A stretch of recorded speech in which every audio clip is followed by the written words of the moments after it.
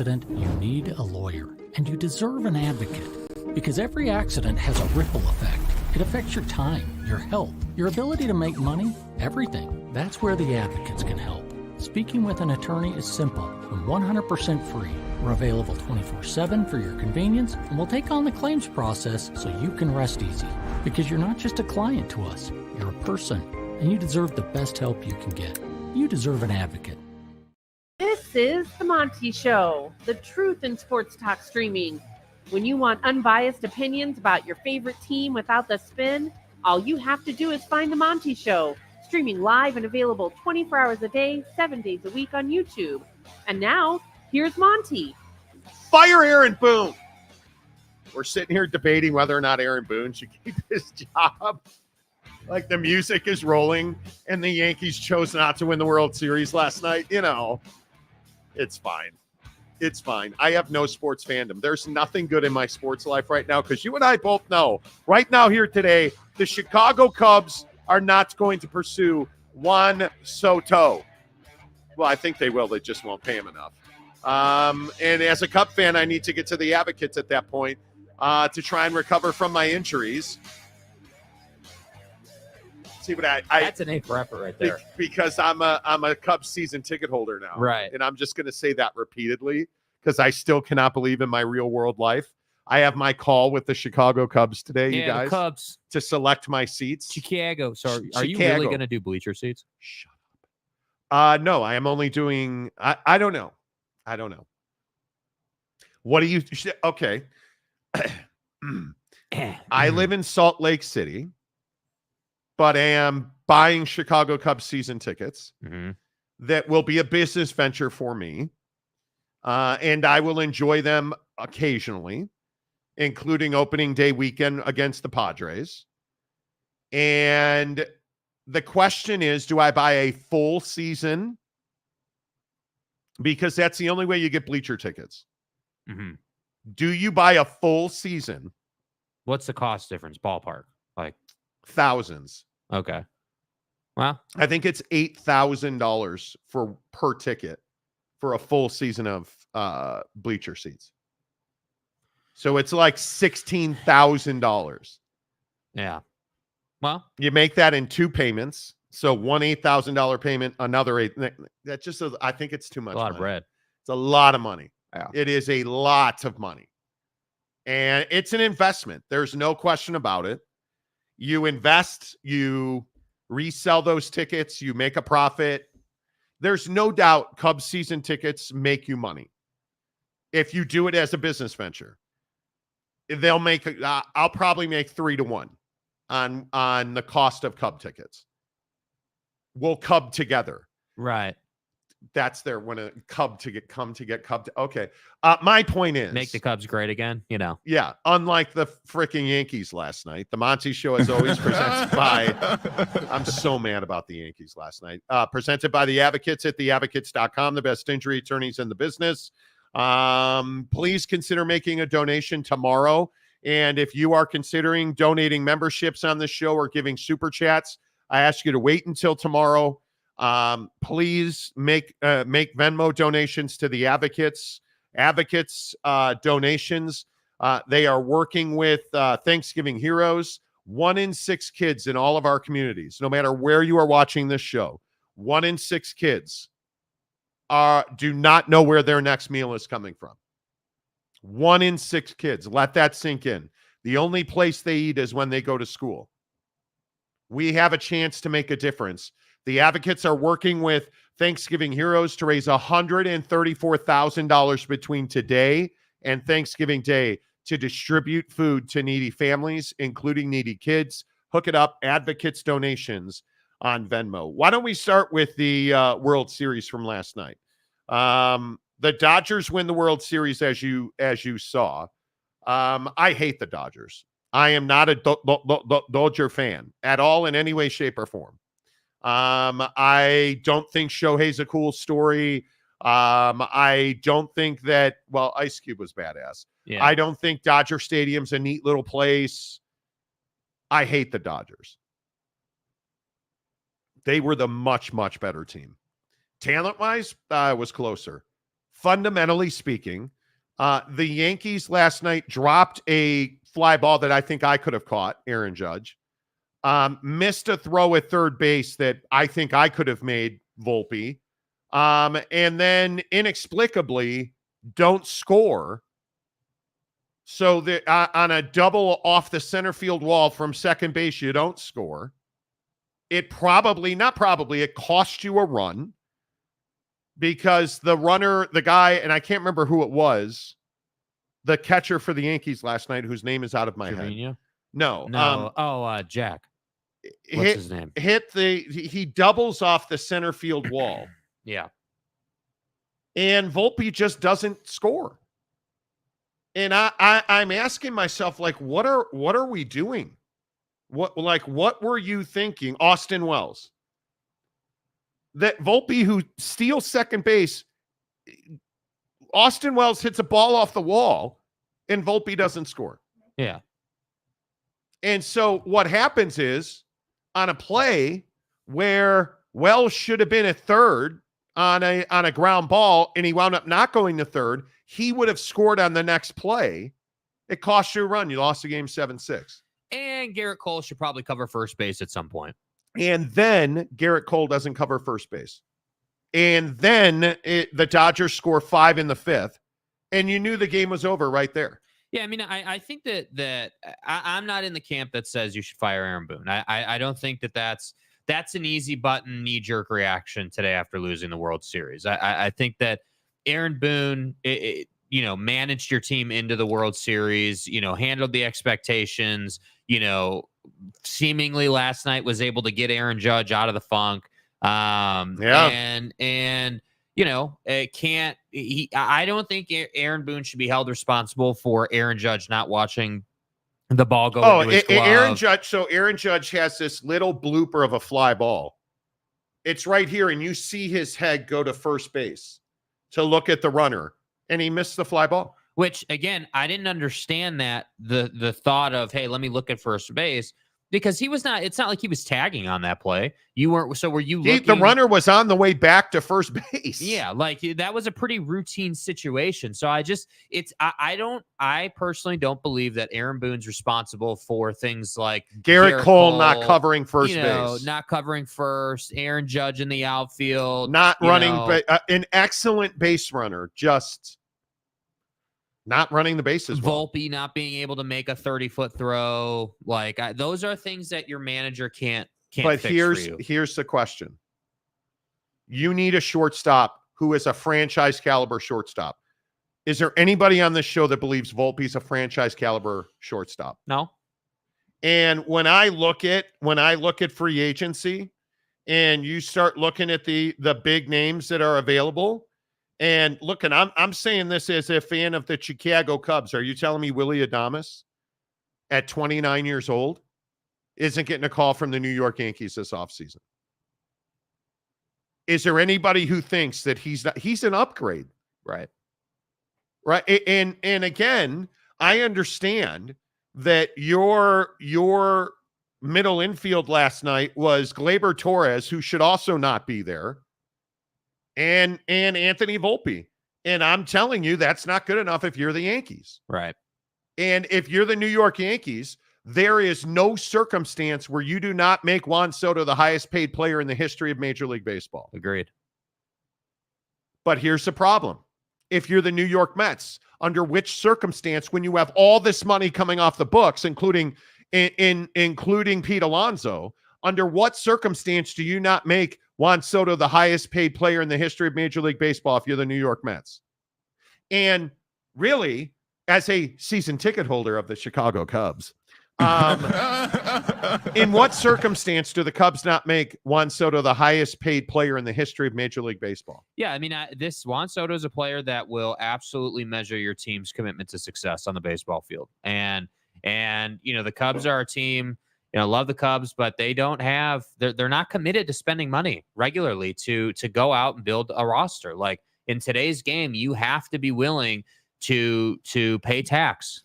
You have to be willing to go out and spend a ton of money. And no, I don't buy that teams like the Cubs or other teams at their level right now don't have money to spend. I don't buy it, man. Your building is sold out every home game. You've got people in Salt Lake City buying Cubs season tickets. So don't tell me that you don't have money to pay Juan Soto. It's been 4 years I've been on a waiting list. 4 years I've been on the waiting list for the Cubs. So you have literally so many people paying you money that you have a waiting list 4 years deep. Like, don't tell me that you don't have the money. So to me, I just, I'm not interested in the fire Aaron Boone conversation. Don't think he deserves that. I think being the Yankees manager is one of the hardest jobs in all sports. I think the expectations are through the roof. You have one sector of baseball that hates you. You have another sector that loves you. Obviously being a New York sports franchise comes with its own, responsibility and baggage, if you will. So I just don't think that I saw a lot of people on Twitter saying, oh, well, this is spring training nonsense. How could this happen? Like, Boone's got to go. But what did you text me last night? At some point, the players on the field have to win the game. Yeah. Aaron Boone, and I agreed with you. Aaron Boone put Volpe in the position to win that game last night. By running the bases correctly, he's an excellent base runner. So the argument that Boone hasn't prepared the Yankees is incorrect. Volpe has shown you he's an elite base runner. Yeah. Who melted down. Aaron Judge is a Gold Glove caliber center fielder. 2 plays before? Yeah. He makes an unbelievable catch at the wall and then drops a routine fly ball. Yeah. Garrett Cole is one of the best pitchers in baseball, and he just decided to stop halfway between the pitching mound and first base. That's not on Aaron Boone. No. This isn't a team that didn't make the playoffs because of base running. This is akin to the great NHL team who has Stanley Cup aspirations going into the playoffs and just playing terrible hockey. And this would be your unbelievable all-world Vezina Trophy, unbelievable goaltender.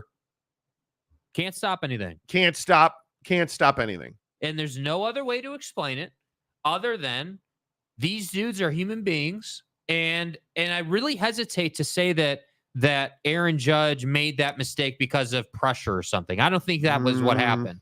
I think that he took the ball for granted. I think that he was like, oh yeah, this is a routine play. Let me go ahead and open my glove. I see the ball, should be right there. And it's the classic little league mistake. Hey, you didn't watch the ball into your glove. What's the first thing they teach you in little league defensively? 2 hands, watch the ball into your glove. And that's just that is why, to me, baseball is one of the best sports in the game. And again, Volpe doesn't make that play in the 8th. What happens? Edman reaches on the play that I think should have been made. And then what happened when Shohei came up? Anybody see what happened to Shohei Ohtani in the 8th? Oh, that's right. He got on base with catcher's interference. Again, another mental mistake. And then a play that wasn't made now turns into a run because Betts hits a sacrifice fly, and who scored? Well, Tommy Edman. And I also think, the real shame in this too is before the Garrett Cole not cover first base situation went down and that whole inning happened, you were cruising. You were ahead in this game. Garrett Cole was giving you a phenomenal outing. Like, he was in control. Everything was good. And then you make one mistake and the Dodgers make you pay for it. And again, I ask you, look at the roster construction. Look at the lineup last night for the Dodgers. Ohtani at DH with one arm. Okay, so Shohei Ohtani, let me get this right. Shohei Ohtani goes 0 for 4 and gets on catcher's interference. And I thought you said you scored 7 runs. And Ohtani isn't part of that. Okay, that's because Betts goes 1 for 3 with 2 RBIs. Freeman goes 1 for 4 with 2 RBIs. Teoscar Hernandez, who won me on Prize Picks last night. Thank you, sir. Yes, you did. Yes, you did. 2 for 4, 2 RBIs. And you look at Kike Hernandez, a guy that has bounced around Major League Baseball and seems to always win with the Dodgers, 2 for 4 with 2 runs last night. I mean, the roster construction, you have Will Smith, who seemingly can't hit water from a boat 2 nights ago, hitting a home run. Yeah. Making I think a real contribution behind the plate. You get a guy in Gavin Lux last night who gets an RBI, even though he hit 176 in the series. Yep. It's superior roster construction. That's why you're an 8-time world champion now. Yeah.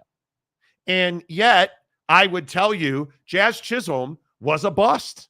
He hit 182 in the postseason. Well, and again, I can't emphasize this enough. I'm watching this game and I'm like, wow, like Jazz actually went deep. Like he actually lived up to why you brought him to the team. For like, one, in my opinion, for one swing. Yeah. Like for once, I can say something nice about Jazz. And hey, his flexibility defensively is great. And, I thought he played a really solid third base for them. And that's great. But the hitting is such an issue that I'm not sure guys like Jazz Chisholm can play on any team and will play on many teams in their career. I'm not sure that dude is ready for the Yankees. And I'm not, I am amazed that Anthony Rizzo is playing first base with 2 broken fingers. And you don't have a better option than that. And I love Riz. That's my goddamn first baseman. Yeah. He's got 2 broken fingers, man. Did I mention that he hit 267? And that's better than Chisholm, Judge, Gleyber Torres, who is just a complete bust as a major leaguer. Like, yeah. Anyway, would you fire Aaron Boone? I would not fire Aaron Boone. I what I would do though is I would take a real hard look at what the core of this team is going to be, because obviously you're not getting younger, and I do think that you have to see what the actual offers that Juan Soto is getting look like, because if you're looking at this roster, he is, I absolutely would want to retain him as a Yankee, 100%. I think he lived up to it, had a hell of a season, one of the best seasons of his career, and he's a great fit energy-wise. Like, he should be a Yankee. But I think, unfortunately for the Yankees, they have to start thinking about, okay, what does the farm system look like? Who's going to be that next up-and-coming Yankee prospect that we either leverage to get more talent or we develop and turn him into one of our guys? Because I agree, having Volpe as your shortstop isn't going to get it done long term. And I like Volpe. I like, what he brought to the team. But the reality is, in baseball, like, this isn't a difficult sport, man. You have to be elite up the middle of the field if you want to win ball games. And unfortunately, Volpe and Gleyber can't hit anything. Torres are not getting it done in the middle of the field. And, you have a great center fielder. You have a never heard of you catcher, and you typically have good pitching. So that's where I think the Yankees need to make adjustments. You have to get better in the middle infield, and you have to get better behind the dish. And I think if you do that, you can afford to slack off at third base or right field, or you can. But if you're the Yankees, are you willing to go $800 million over on Juan Soto? And is Juan Soto willing to make the same deal Ohtani made? Because don't forget, Ohtani signed a $700 million deal where $680 million is deferred interest-free. I don't think he is, because there was only one team Shohei wanted to play for. Yeah. And that was the team in Las Vegas, so he could go to the casinos.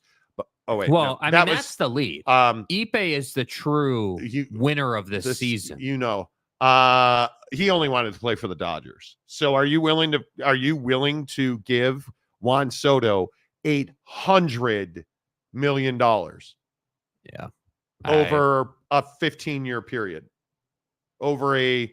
Because look, I like Juan Soto a lot, but I think he's 26. Soto is 26.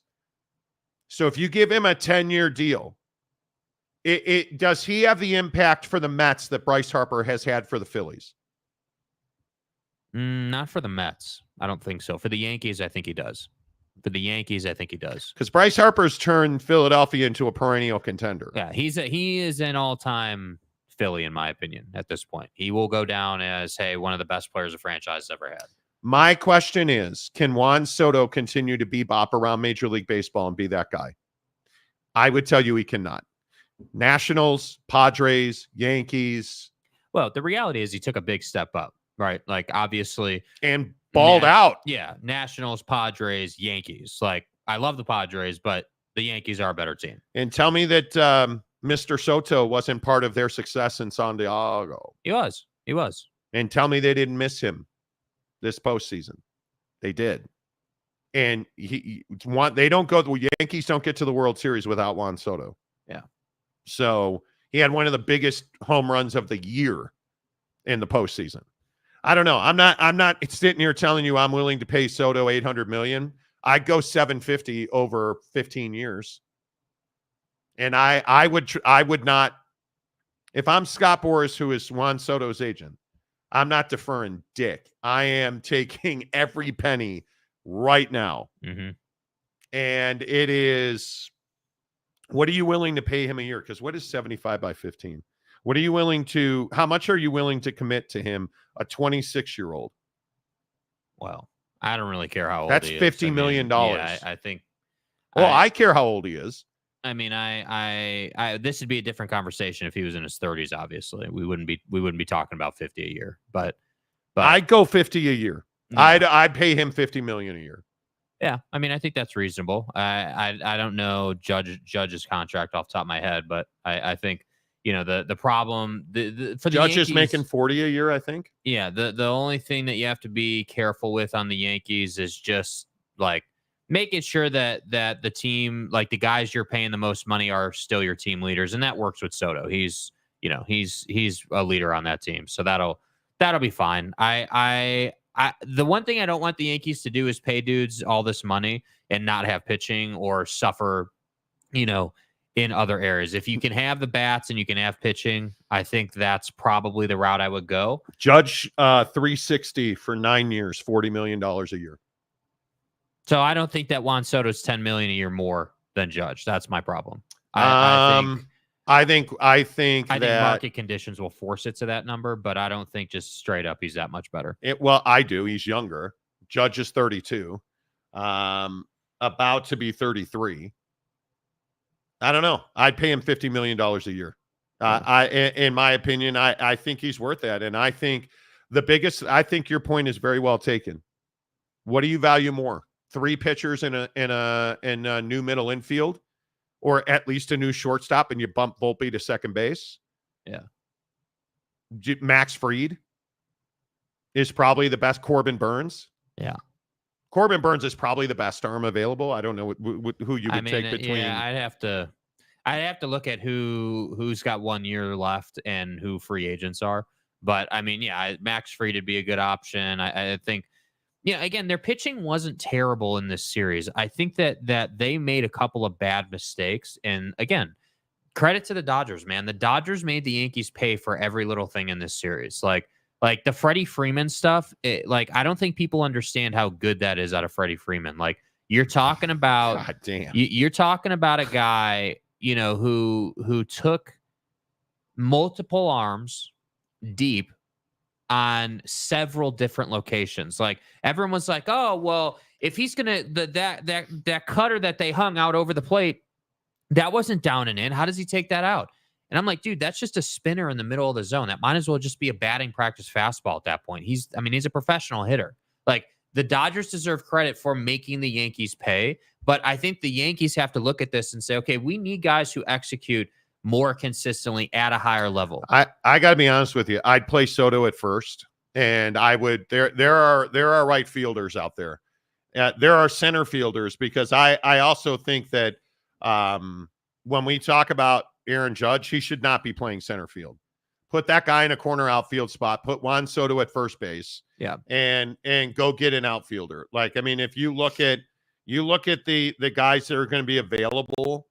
And I'm not saying he's an unbelievable option. Cody Bellinger for the Yankees in center field would be fine. Yeah, well, and also a left-handed bat at Yankee Stadium. Who had 18 home runs for us this year. Yeah, and played a really solid first base. See what he did there for us. Shut up. Season ticket holder now, big time. I'm part of the ownership group of the Cubs now. Yeah. Like, Cody Bellinger's not the end of the world. I think that when you look at some of the guys that, like Nate Eovaldi as a Yankee, or I mean, I think there are only a couple of really good pitchers available. So I would spend my money on the outfield. And I also think that Aaron Boone and that staff get a lot out of guys too. Like it needs to not be lost on us that, your catchers you've never heard of who catches for the Yankees, dude. Like you haven't. I agree. And they made an impact in this series. They weren't the series, but they did make an impact. And I think you have to upgrade, like Alex Verdugo. You have to upgrade that spot. You have to upgrade. You have got to go in my opinion, re-sign Juan Soto. You need at least one stud pitcher. And I think you need an outfielder. Yeah. I think that's what you need on this team. And if you look at some of the guys that are available, are the Yankees going to go and get, fucking Goldschmidt? No, that guy doesn't fit with the Yankees.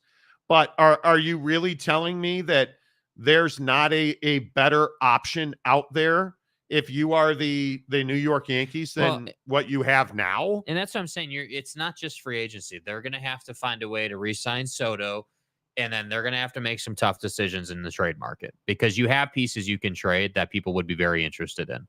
And you're going to have to figure out what that's going to look like. And again, I think, I'm telling you that pitching is like, it's got to be a philosophical conversation for the Yankees. I understand that you're the Bronx Bombers, man. You're a team predicated on hitting a lot of home runs, being that team that bludgeons teams, but you can't be so focused on the at-bats that the fundamentals waver when you need them most. Because that's what happened this year, man. You were so good in the batter's box that carried you to the World Series. And then you had enough pitching to get by, but your defense faltered. That's the issue. So to me, I'm saying, okay, I tend to agree. Let's deepen the outfield. Let's put Judge in right field, Soto at first base. Let's go out and get a better center fielder. Cody Bellinger. Because I'm a big believer in baseball that the center fielder, if you have an elite center fielder, that will save you time and time again as a ball club. A guy that can run down the ball in the gap will save you over and over and over again. So I agree, as a left-handed hitter, primarily at Yankee Stadium and a damn good center fielder, Cody Bellinger makes a lot of sense. Not because he's some just incredible power hitter, but because he's good enough in the box, but he's really good at defensively. Because there ain't a lot of other guys out there. Yeah. I mean, interestingly enough, I guess it depends on where you put him, but Teoscar Hernandez, you can't tell me the Dodgers are letting him go. But he's a guy that I think is probably your dude. But you look at all of the pitching that's available. Yeah. Garrett Cole's not opting out. Sorry. I think that would be a mistake. Corbin Burns is the best available arm.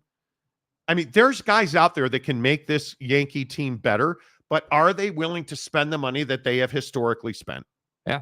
I don't think that they will. I think they have been cheap lately. By the way, does your willingness to spend that money with Juan Soto specifically go up if it's the Mets he's talking to? Your crosstown rival? Can't tell me that plays no role. This is my argument with the Cubs. Like, we have a second baseman in Nico Horner that is in high demand, and the Cubs are allegedly willing to trade him. Why would you trade Nico Horner?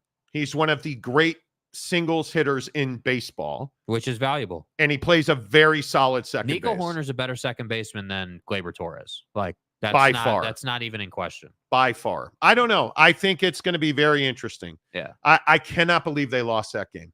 I did not expect the Yankees to win the World Series after going down 3-0. Yeah. This game, we should be looking forward to a Friday night game 5 in Los Angeles. I just think that instead we're not. And again, I'm not a Dodger fan. I just respect what they've done here. The Dodgers have said, hey, we're going to create a team that is elite defensively, because they are, in my opinion, and we're going to put pressure on you. So we're basically going to say, okay, hey, we might be behind in the game, but we're that team that's hunting you. You might get out to 5 or 6 run lead in the first 4 innings, but my God, 5th inning through 9th inning feels like an eternity to end the game against the Dodgers. It feels like, man, we're one mistake away from the Dodgers just ripping off a 7-run inning. And that's what I feel like happened last night. You knew as soon as there was one little mistake, just one crack in the door, you were done. They were coming for you. So I think the Dodgers deserve a lot of credit. And I want to make sure that we say part of last night in the Yankees meltdown is because the Dodgers applied so much pressure to them. The Dodgers leaned on you and leaned on you and leaned on you. They beat your ass at Dodger Stadium over and over and over again. And then you came home knowing. Do you have to say it like that? Yeah. Do you have to say I do. over and over repeatedly, and over repeatedly, and over repeatedly. and over How many and times? over? How long is the Aaron Judge swing and miss at breaking ball highlight reel from this series? Because I'm still watching it, bro. I'm still sitting here watching the highlight reel. Still watching it. So at some point, the Yankees guys might want to show up. At some point. And don't show up in game 4 when you're down 3-0. Is that Haley's comment or is that Freddie Freeman's home run? Right? My point is, we're going to come together on this show. Yeah. Because I'm telling you right now, my guess is with the Cubs, the Yankees will opt out of Anthony Rizzo. The Cubs will bring Rizzo back. The Braves will probably re-sign Max Fried. The Cubs will then react with Corbin Burns. And I think the Cubs are a playoff team next year. All I'm saying is, nobody cares about the Yankees. Cocaine's a hell of a drug. Yeah, screw the Yankees. Man, if the Cubs re-signed Anthony Rizzo. Don't you have to buy that jersey at that point? You have to. And the biggest thing is just don't get any on the jersey because it's going to be, all gas, no brake. Everywhere, all over the place. Okay, what are the people saying? Not that. Mike Smith, I really do not like baseball, but I'm happy for the baseball fans on the show. They rarely get much baseball talk here. We have been under immense pressure from outside forces. Influences. Leaning on us to talk more than college football. They tell us that we talk too much college football on the show. Well, we're an SEC show, so I mean, it's, No, Pac-12 show. Right, my bad. We switched overnight to a Pac-12 show. Right. I love baseball. I'm a passionate baseball fan. Mountain Mama, how are you, dude? We've seen less of you lately, and I'm glad to see you this morning.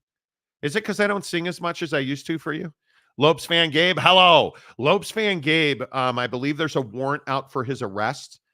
He savaged Oak State James on Twitter the other night Because it's illegal. and I believe that he is being sought on a warrant for grave bodily injury. I want it because he absolutely savaged Oak State James. For those of you who don't know, if you don't follow Lopes fan Gabe on Twitter, he is a bit of a dude.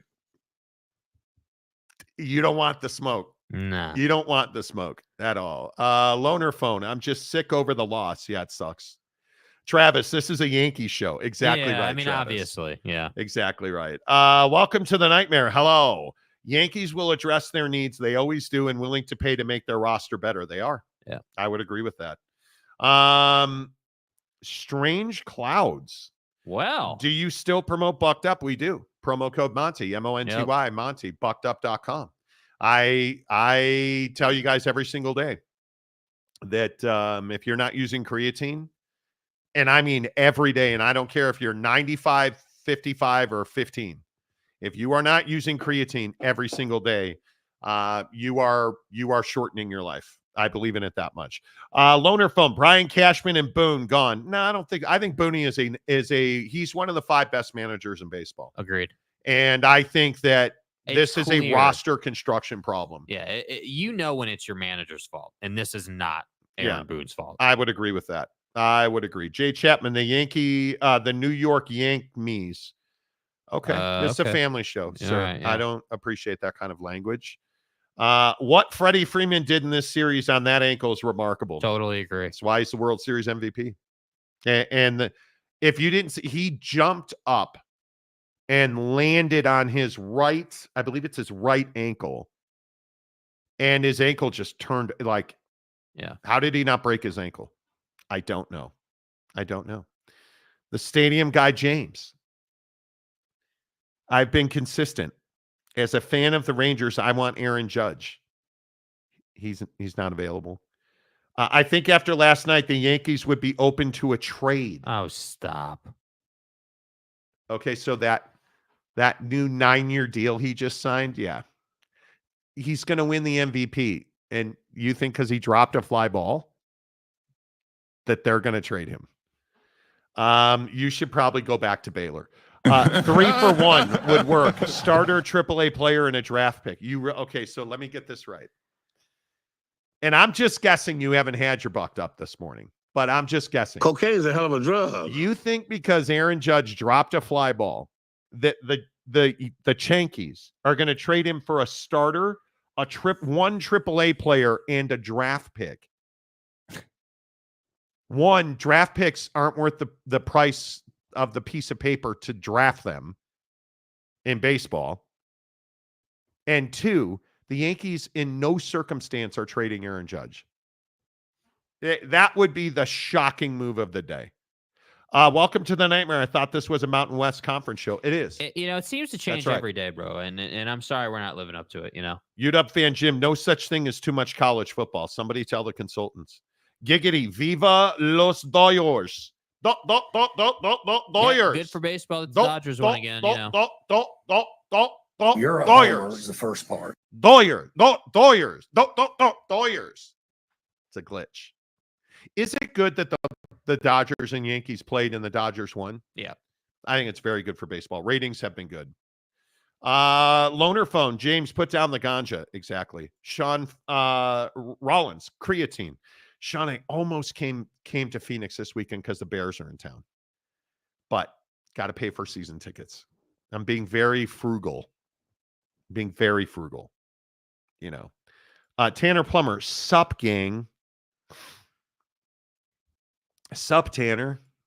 Maury Alvarez, sad thing is Bucked Up is no longer in Walmart. Sure they are. Maybe not in your Walmart.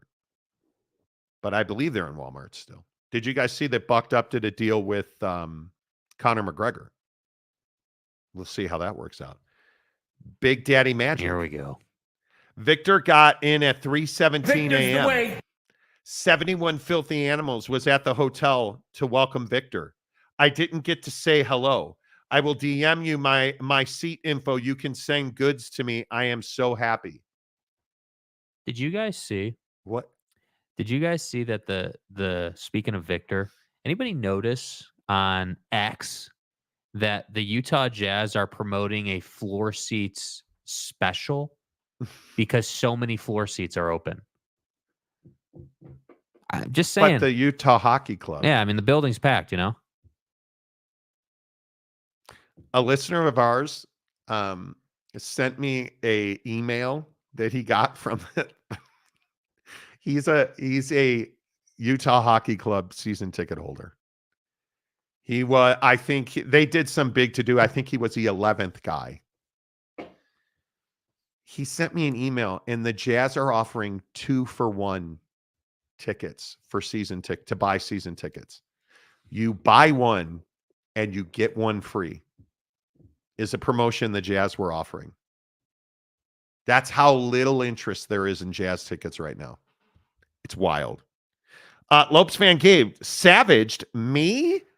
Me? Yeah, dude. What? No. You're the one, dude. I rarely, I think you guys know this. I almost never look at my Twitter mentions. And I happen to look at it, and Lopes fan Gabe is like just rectally inserting James on. Stay hard. It wasn't okay. I thought this was a Pac-12 show. Exactly. Giggity, maybe if the Yankee Stadium had another upper deck, Judge would have caught that ball. It's like to block the mountains of New York. Keep it real. Bucked Up is at Dollar Tree, though, Maury. I'm pretty sure they probably are. Tanner, the Utah Hockey Club got dubbed last night and snapped their losing streak. Wow, I am just so excited for that, dude. Mike Smith, Mountain Mama. Bringing that money to the community. Ryan Smith is here for the people. That is why they are giving great deals to the people.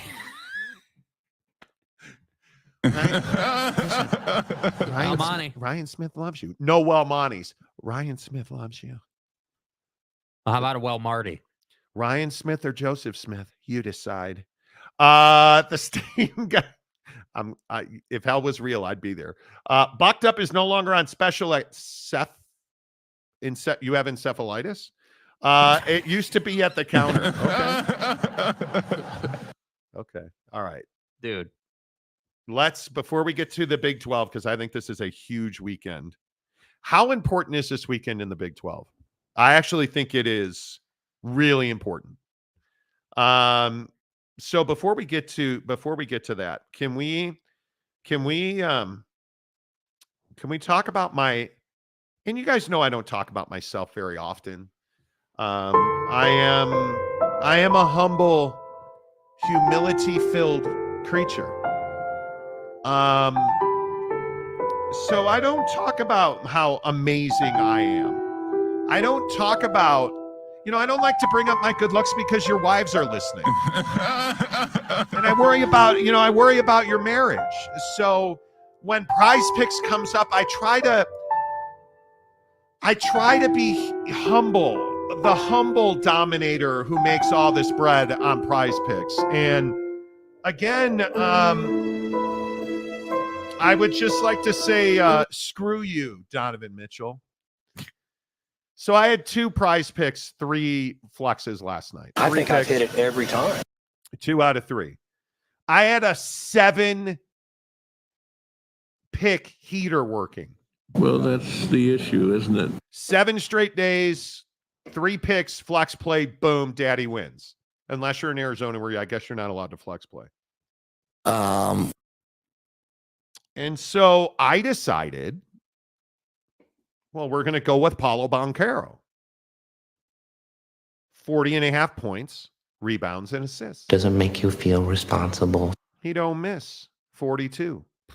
Boom. Anthony Street Clothes Davis. Worst performance of the year. I had him Street Clothes Davis at 43.5 points, rebounds, and assists. 37. You win some, you lose some. He's got no class. Yeah. I mean, Anthony Davis is a dick. But then there's Donovan Mitchell. It's my guy. We're brothers in prize picking. This is my dude. Like, we are connected on an interstellar level. I am. I've seen the movie. And so last night when I say, okay, Donovan Mitchell, the Lakers, national television, what could go wrong? It's only 34.5 points, rebounds, and assists. What could possibly go wrong? What in tarnation? What in the name of LeCap could go wrong? La Bricklayer. What in any scenario? I should stop because you guys are probably annoyed now.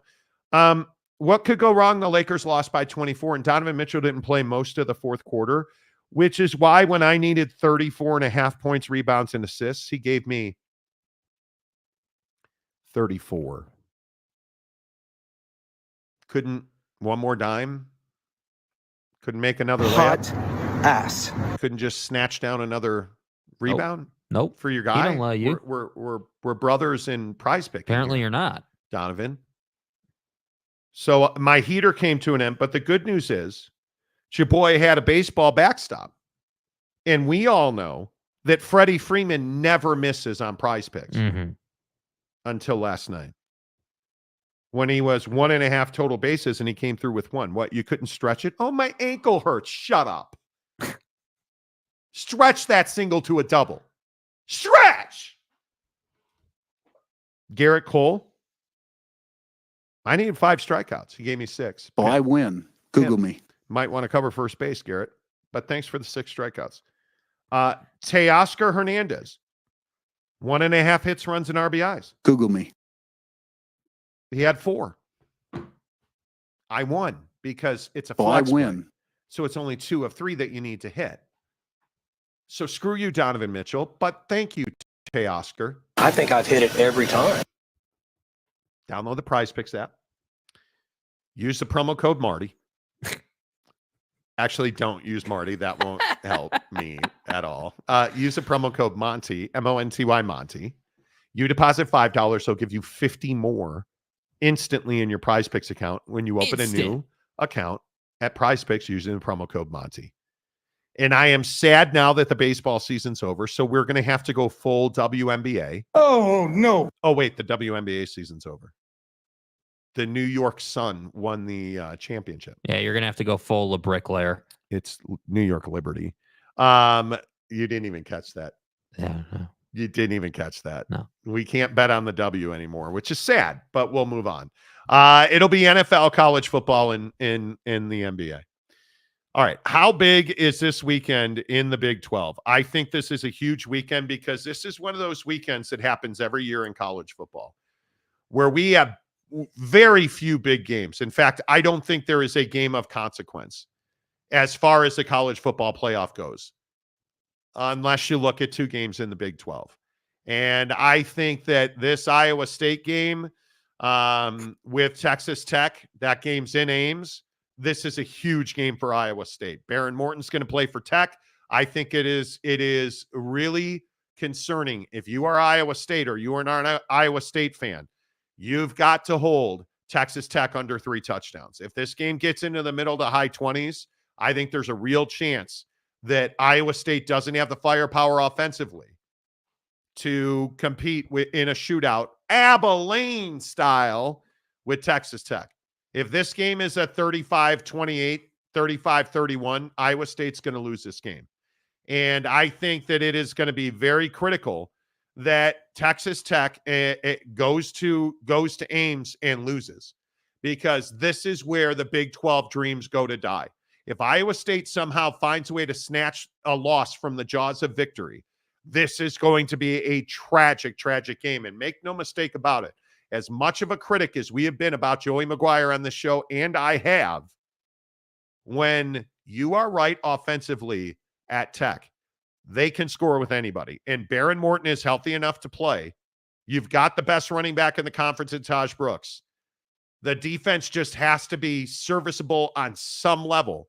And Iowa State is not going to terrify you the way Abilene did. I think this game is a worrisome game if you're Iowa State. And then there's this game right here. KState at Houston. Notice the line is under 2 touchdowns in favor of KState. That was a little surprising to me. Jake, how worried should we be about Avery Johnson and KState? Yeah, I mean, I think that K-State is in a position here where this is a game that everyone assumes you're going to win this one. I mean, obviously, you're on the road here, but it is Houston. Like, you're obviously better than Houston is without question. So I'm not. Yeah, the line's under 2 touchdowns, but I think that's more an indictment on K-State not being good enough to beat a team by 2 touchdowns currently. So I don't think they're going to be in any danger of losing this game, is my point. I think whether they cover or not is a different conversation, but you're beating Houston. I would be shocked if you didn't. The Tech Iowa State game is a different story. I think, I would agree with the opinion that if this is a mid-20s, low 30s game, Iowa State's going to be in trouble in this game. But I just have a lot of trouble thinking that the Iowa State defense is not going to be fully prepared against a Baron Morton-led offense where Baron is not 100%. That to me spells, probably a high 20s performance for Iowa State, but Texas Tech probably only getting to like 17 points, 20 points. Like so to me, I think Iowa State's going to win this game, but I do think if you're an Iowa State fan, you need to watch this game. Because the chance of this game going the wrong way is definitely higher. When you look at how these two match up, you look at Texas Tech's ability to score. You look at the fact that Iowa State's not some explosive offense. There's a fine line here. You're gonna have to slow Baron Morton and that offense down. But if you do that, and you should be able to do that with the caliber of your defense, theoretically you should be fine. But I would agree with what he said. I don't think that it's just a gimme that Iowa State wins this game by like 10, 14 points. This to me is like a 1 possession, 7-point kind of game most of the way. And maybe you win by 10 in garbage time. Yeah. And what worries you is the number 1 scoring offense in the Big 12. Yeah. Texas Tech. And the worst defense in the Big 12. Texas Tech. Right? So we know how we've seen this movie before. And Thamel reported yesterday or tweeted yesterday that sources told him that Baron Morton looked strong in practice on Tuesday and is expected to start. So, I mean, it seems like based on the reporting that Barron, while maybe not 100%, is like maybe 80, 90%, which again lends itself to, hey, it's Tech's offense against Iowa State's defense. That's the game. Iowa State will score. That Tech defense is bad. It's going to be a matter of how much can you limit Texas Tech offensively. And by the way, yeah, I do think in the bigger picture conversation, Iowa State cannot lose this game. They've played too many close games, in my opinion. Yeah. I mean, I worry that you're going to, like the 21-3 North Dakota game, or, 20-19 with Iowa. Okay, in-state rivalry game, but did you really play a 20-0 game with Houston? Did you really go 38-35 with UCF? And that game was in Ames, and UCF probably should have won that game. That's what worries me about Iowa State. And I'm a huge fan of Rocco Becht. I think we all have talked about this on the show. And I like Rocco a lot. But when you look at the numbers and you start looking at efficiency numbers, I think it should worry you that Baron Morton's numbers are while not significantly better, he's pretty offensively. Tech is much better than Iowa State. Right. More explosive. Obviously, when we talk about rushing numbers, I mean, Taj Brooks is, in my opinion, the best running back in the league. He's averaging 132 yards a game. That's what I'm saying. These two are going to play this cat and mouse game all day long in this game, where it's going to be Tech's going to impose their will running the football. They're probably, I would expect, because of the caliber of the defense Iowa State has, you're going to see a lot more play action out of that offense. I think that's going to be a necessary ingredient this week playing. If you're Tech, you have to, like, it'll be crucial for Texas Tech as an offense to make sure Iowa State's defense is inside of 15 yards to the line of scrimmage. You have to bring them down into the box. And once that happens, that's going to open up the big shots. And again, I can't emphasize this enough. The game will be decided on, does Texas Tech run it better, or does Iowa State stop the run better? Because if Texas Tech's running the football and you're forced to come down, I'm telling you, you're playing with fire with this team. You should beat this team. Hear me clearly. They should beat Texas Tech. But I'm telling you, we've seen stranger things happen. We've seen, like, earlier this week, nobody's talking about, there was a bunch of reporting about how the Big 12 is this really, exciting conference. It puts out entertaining football. Not to say it's the best conference, not to say that it's better than the SEC or the Big 10, but when you watch a Big 12 game, you get a ton of lead changes, you get a bunch of points. And what I'm saying is Iowa State as a team does not want to be playing high-scoring football games. Iowa State as a team, generally speaking, would like to keep their opposition under 20 points so that all they need to do is score 24 points instead of 35 points. And that's where I think you get in danger in this game. And I think Rocco's a big game quarterback. And I think he's a big moment quarterback. And we'll see. And I agree with this point right here. Houston has it in them to beat a big team, but didn't they just do that with Utah? And granted, Utah doesn't have the offense. I totally agree with that. K-State's a much better football team. Much better football team. And my confidence level, I am not as confident in Iowa State as I am in K-State. Yeah. I think K-State is just too physical for Houston. Yeah, K-State's going to win that ball game. It's just going to be a matter of, are we talking about, win, cover, over with K-State, and they score a bunch of points and it's a pretty smooth huge win? Question. Or are we talking about win, don't cover, under, and it's a tight game all the way to the end? And I think that's the type of thing where when K-State fan, because you all know, for those of you who watch the show every day, we've had our quarrels with K-State fan.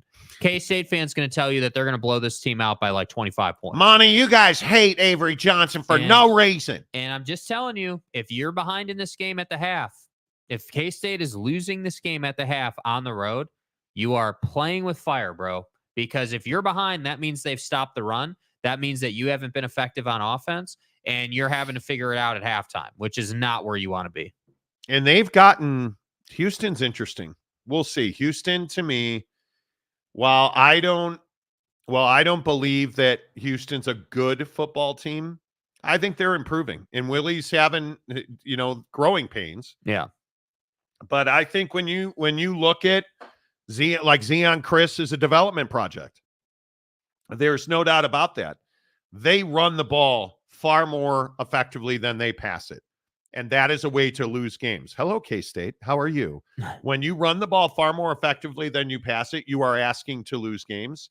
And I think that is the issue for Houston, is they don't have teeth offensively.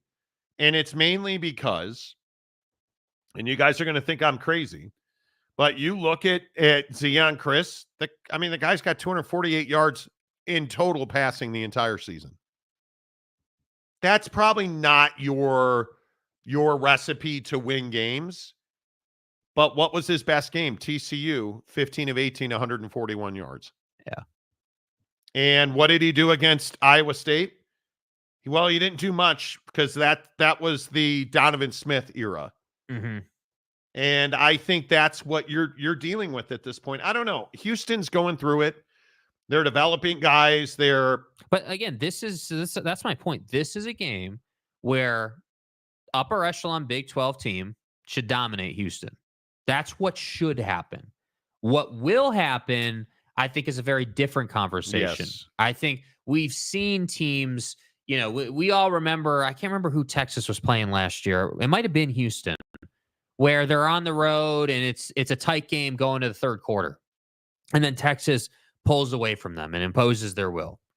I don't believe K-State has that ability as a football team right now. I think K-State, it is huge for them early in the game to get the running back room going. Like, Avery's always going to be able to run. 100%. Like, Avery's going to do what Avery does. And he's as consistent as they come when it comes to his skill set. But if you can't run the football, K-State, I'm telling you that's going to be an issue. But hear me clearly. I expect them to win this game. I do not expect them to cover the 13.5 point spread. And I expect this game to be under. I don't think that this is some high scoring, shootout kind of game. I think the Tech Iowa State game is the one where you're like, hey, number, again, same line, Iowa State minus 13.5. But what's the over under number? 10 points more, 56.5. I'm telling you, this is a game where I worry about if K-State is not leading the entire game, I'd be stunned. Yeah. Because Avery Johnson's not a guy that you want throwing the football under pressure. And I don't mean linebacker getting after the ass. I mean, hey, we need to throw the ball or we're going to lose the game. Hey, we're down by 10 at the half because we look like garbage this week, and we need our quarterback to bring us back to life. Yeah, that's what worries me, because even if you look at some of the lower ranked teams in this league, this is a quarterback league. And I know that's not popular to say that, but you start looking at some of the numbers in this league, and I'm talking about passing. Like, is Josh Hoover on the best team in the league? No. Is, Shedeur Sanders, Brendan Sorsby, Alan Bowman. I think you look at guys like, I wish Sawyer Robertson was more accurate. He's not. And they don't ask him to throw the ball a lot. He's under 200 attempts this year, and he's only completed 60%. But my point is, he's got 17 touchdowns and 4 interceptions. Yeah. This is a passer's league. And what worries you is that when you look at the bottom quarterbacks in this league, Donovan Smith, benched. Isaac Wilson likely has lost his job now at Utah. Jalen Daniels, that's one of the most disappointing quarterbacks in the league. Garrett Green in West Virginia. There are signs. Did you guys see the story that there have been billboards in Morgantown calling for Neil Brown to be fired? Mike, what's the synopsis, dude? You live there. Like, what are you in that same? I know you said that yesterday that you were fire Neil Brown guy, but do you think most people agree with that? Yeah. But my point is, I look at this league and I look at the best teams. Jake Retzloff, I think, is arguably the best quarterback behind Shedeur Sanders in this league right now. Mm-hmm. He is making play after play. I think Shedeur is by far, hands down, not close, the best quarterback in this league. But look at the pressure on Iowa State in this game. Like, think about this for Rocco Becht. Like, your team has to win this game against Tech Because if you don't win this game, BYU is 1 win away here from cementing their number 1 status in the Big 12. So this is one of those games that I'm telling you, it's not lost on Iowa State what they're playing for. This isn't just, oh, well, are we going to win the ball game? We're in that part of the year. There's 4 weeks left to go for most of these teams. Hey, are we going to win out and go to the college football playoff, or are we not going to do that? Like, that's what this is. I know I do this every time we look at quarterback stats. Do you guys understand that Shedeur Sanders is 220 of 300? Yeah. He's the best quarterback in the conference. 73.3% completion percentage, 21 touchdowns, 6 picks. He's averaging 324 yards a game. And it needs to be said, God, that's not all on Shedeur. Travis Hunter is a lot of that completion percentage stat. That is. Neil Brown signs have been around since the offseason, really. Oddly enough, there was recently a keep Neil Brown sign. Most want him gone. Others like the character he has installed in the team and the program. I was going to say, I felt like you guys showed a lot of fight. Yeah. Kim Coulter. Hello, Kim. If I'm an Iowa State fan, I simply throw it deep once every other possession because we can't cover you, Monty. Agreed. I don't disagree with that assessment. And it's been tough. We have a lot of Texas Tech fans on this show. And the maturation of the thought process and the way that the Texas Tech fan has matriculated down the field on has been less than awesome to watch. Yeah, they caught the punt at the 20 at the start of the year, and we're at like the 30-yard line on Fire Joey on the other side of the field. I think Tech fans are moving in that direction. And I know a lot of dudes there that put money into that program who are not Joey fans anymore. I think Joey had the entire world in the palm of his hand to start the season. He was fine. Yeah. We'll see. Team JPC, just a daily reminder that Sawyer Robertson has a top 10 QBR nationally and leads the Big 12 quarterbacks in touchdowns during conference play. That in a bag of what does that matter?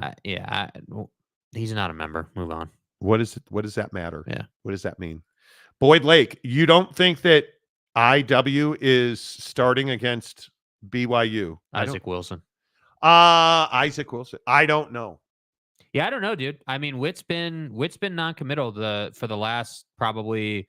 I mean, hell, he was non-committal last week. I was talking to a Utah player on DM who was telling me they don't know.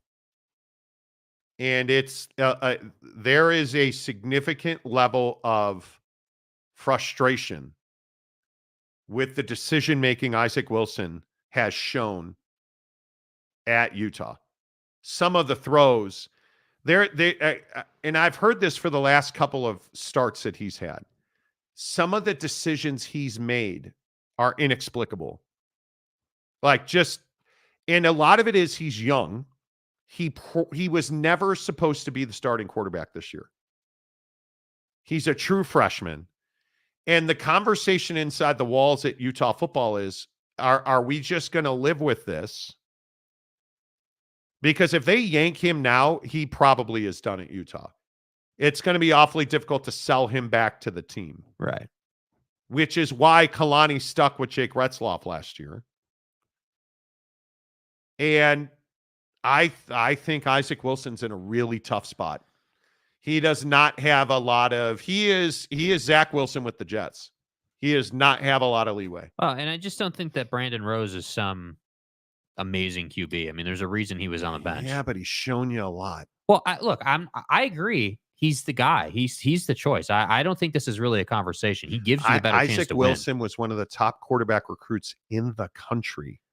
But again, that's a recruit. That's not somebody who's coming, But a year ago, he was in high school. Yeah. He was one of the top recruits in the country. And for Kyle Whittingham to win that recruiting battle with a quarterback, now legacy player, parents are Ute fans, totally get it. Yeah, we get it. But to have that quarterback go to Utah and fail, yeah, they're thinking about that as well.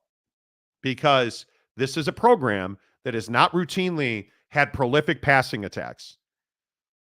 And it's why you don't have elite skill position players. And now Money Parks is out for the year, which is a big blow to that offense. You don't often get elite quarterback talent in the out of the high school ranks. And now Isaac Wilson has shown up. He's played. He's failed. And what does that say to every other quarterback in the pipeline? Yeah, I don't want to go to Utah. And what does it say to BYU as we head into the Holy War? Utah doesn't have a way to win the football game. I think that's correct. UW fan Jim, there will be fire Brown after Baylor beats them. I think that if I wouldn't be so confident, and this is my opinion. I think that if I were Baylor, and Baylor is -3 against TCU, coming up on, what is that, Saturday night. I'm warning you in Waco that if Dave keeps winning games, he's going to keep his job. Yeah. And I feel bad for you if that's the case. I think, obviously, like what's going on in Stillwater? Where's Force Ghost Fabio, the resident Oak State homer? What are Oak State fans saying today? What are UCF fans saying about Gus Malzahn? Yeah, I'm not sure that you can pick Oak State to beat ASU. In fact, I don't think you can. We'll see what Scadaboo looks like. Like, what does his health look like? But you really think that Oak State's going to stop the run against Arizona State? No. I think there's a chance. An Oak State fan, you tell me if I'm wrong. I think there's a chance they don't win another game. Because that game against TCU's in Fort Worth, Texas Tech in Stillwater, and then you got to go to Colorado. I don't think they're going to win another game. Yeah. Will they go winless in the Big 12? Will Oak State go win that? Listen, dude, say that out loud and just see how bad you feel. Like, ooh. That's brutal. Yeah. That's rough. That's not let's see. Who else? Mad Cat. Good morning, Mad Cat. How are you? Morning, Monty Crew. Loner Phone. Texas Tech complaining about headset tampering to listening by TCU Baylor. I don't think nobody has alleged that other people were listening.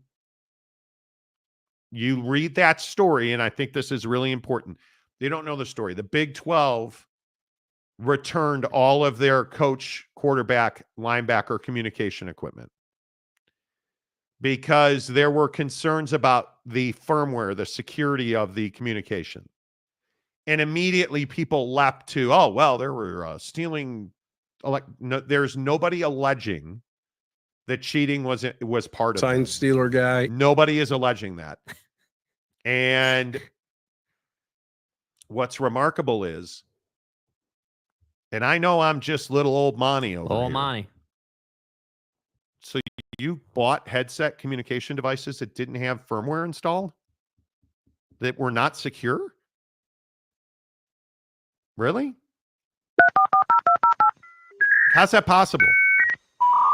I don't know why we're dialing up, but how is that possible? Like, this was supposed to stop cheating and sign stealing. Right. And you bought headset equipment that didn't have firmware installed. That's what's crazy to me. That is what is crazy to me. That's wild. Habitual. Who's going to get Connor Wigman in the portal? I don't know. Is this going to be the most... Who's going to get Ollie Gordon in the portal? Is this going to be the most difficult year for for some teams in the portal coming up? Because I was reading, what did Mike Elko say about here it is right here. Mike Elko said, I've said this to Connor, I've said this to Marcel, I've said this to every quarterback I've ever talked to. Me and the quarterback, we walk toe in toe in getting way too much credit and way too much blame for everything that happens. And that's just the nature, evolution of it all. And so anytime the offense isn't functioning, all eyes immediately go to the quarterback. It's true. I think that if I'm Mike Elko, I would have done the exact same thing. Because I'll go back to my original point. Is Texas A&M truly elite? Because everybody's got their swole on below the waist and it's like, oh my God, A&M. What's an erection? Number one in the SEC, Marty. But they've had some interesting situations. Mainly that Marcel Reed went 2 of 2 for 70 yards, and all of a sudden he's the starting quarterback. And Connor Wigman, has Connor been bad this year? He hasn't been. But trust me when I tell you, if you're going to go 12 of 30 for a hundo against Notre Dame and you're going to lose, you should be looked at. And when you are averaging about 200 yards a game and you're completing 56% of your passes, shouldn't we be looking at you as part of the problem on offense? I think that you should be, because he's only been sacked 7 times. So it's not like he's under immense pressure all the time. Right. The other issue is, but he's got 20 touchdowns. No, he's got 3 and he's got 4 picks. What, like, is this at all controversial? And this is what I didn't understand out of Aggieville, where people are like, oh my God, who cares? Who cares? Who cares? Like, and I saw how controversial this was with Mike Elko. It's not controversial. Right. And I guess, and I know everybody that watches this show thinks we're an SEC show. So let me just back that up for you. If you're in the SEC and your quarterback's got 3 touchdowns and 4 picks and we're going into November, you're not good. Right. Make a quarterback change. Yeah, no duh. Right. Do you really think that Carson Beck could have his job if he was averaging 200 yards, Quinn Ewers, bro, 3 touchdowns and 4 picks? Quinn Ewers almost losing his job at Texas. Like, this is the SEC, goddammit. Like, we're not playing games. Yeah. This is life and death. Well, you're literally playing games, but I'm not playing games, boy. You know. Yeah. That's why I'm saying, like, look at the orgy happening at Michigan. I would agree. What's his name retired, by the way? Jack Tuttle. Jack Tuttle retired. Did you guys see that? Yeah. 5th concussion. He did what Tua should have done. Well, no, Tua should never have gotten into the NFL with his broken hip, and Jack Tuttle shouldn't have kept playing football. God, Michigan sucks, and I'm here for it. Yep. Did you guys see that Michigan is trying to steal a recruit at quarterback? This is, and here's the ultimate irony for Michigan. Michigan is trying to flip a recruit from, I believe it's LSU. And so now Carter Smith, who is one of the most sought after quarterbacks in the country, was on the verge of enrolling at Michigan in December for early enrollment. He's now decommitted from Michigan because they went after this guy at LSU. And his dad has pretty much hinted that he's going to Penn State.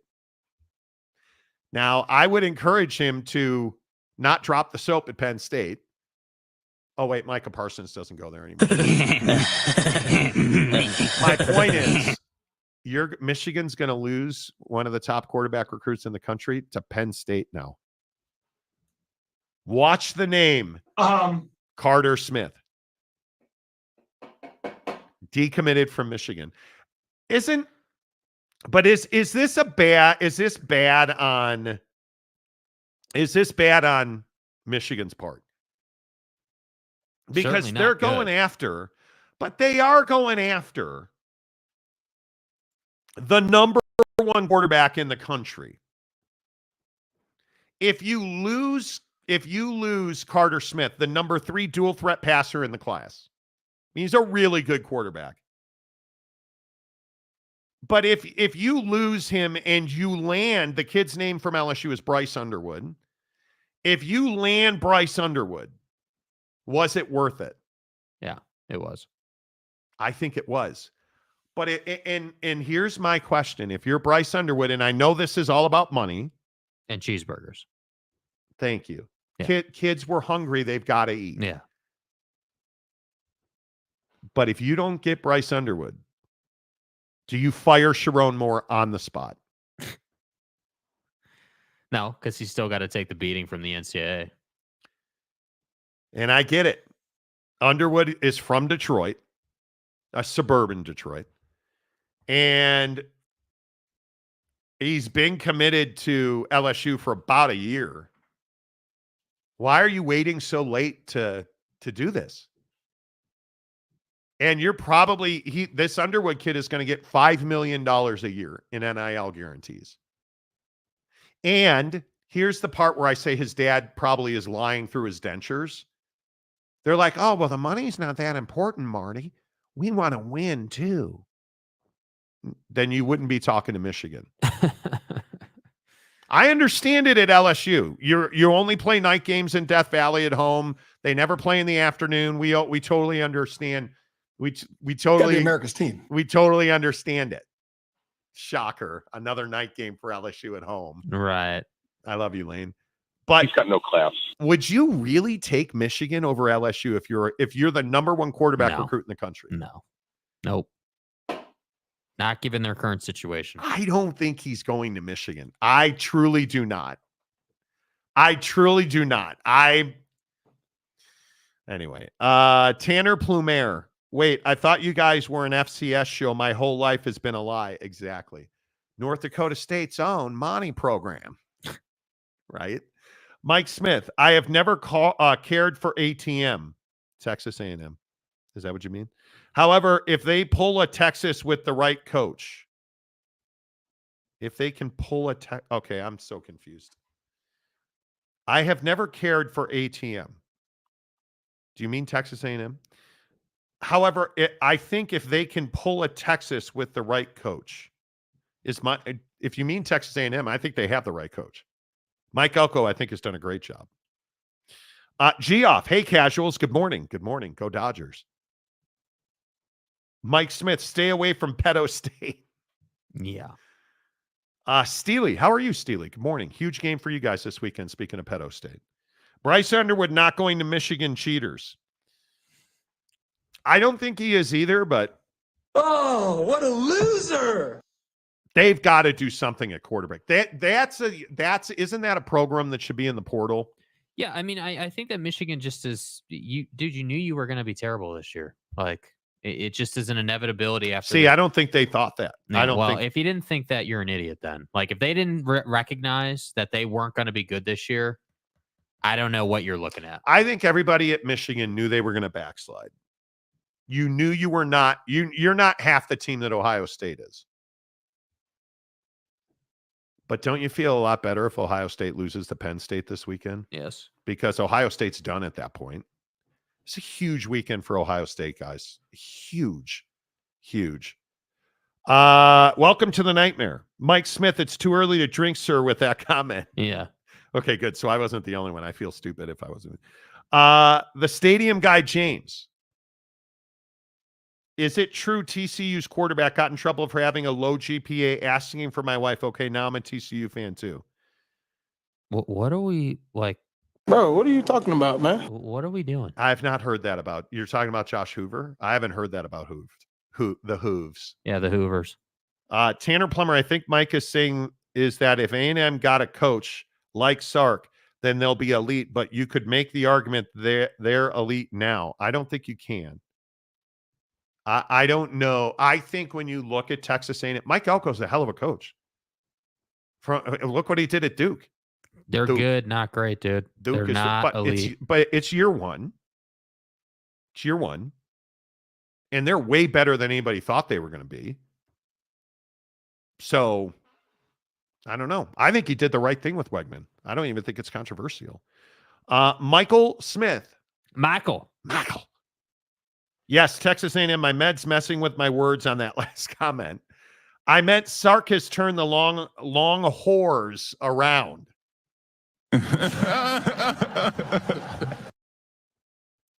Okay. God, I love you. The long whores? Really? They need someone who can do that for them. Maybe current head coach is that guy. Mike Elko is that guy. Is Mike Elko capable of taking a program to the highest of highs? We're going to find out. You're not that guy, pal. Trust me. You're not that guy. Tanner? James, are you asking for your non-hot wife? Damn. Tough crowd. Tough crowd today. Geoff, happy for all the bandwagon LA fans today. Did you guys see Artie Moreno at the game, the owner of the Angels? I didn't either. I don't know if he was at the game or not. I'm just being a jerk. He's just a hack. I unfortunately was born in Anaheim, but I'm not bitter. At least New York lost. Okay. Keep telling yourself that.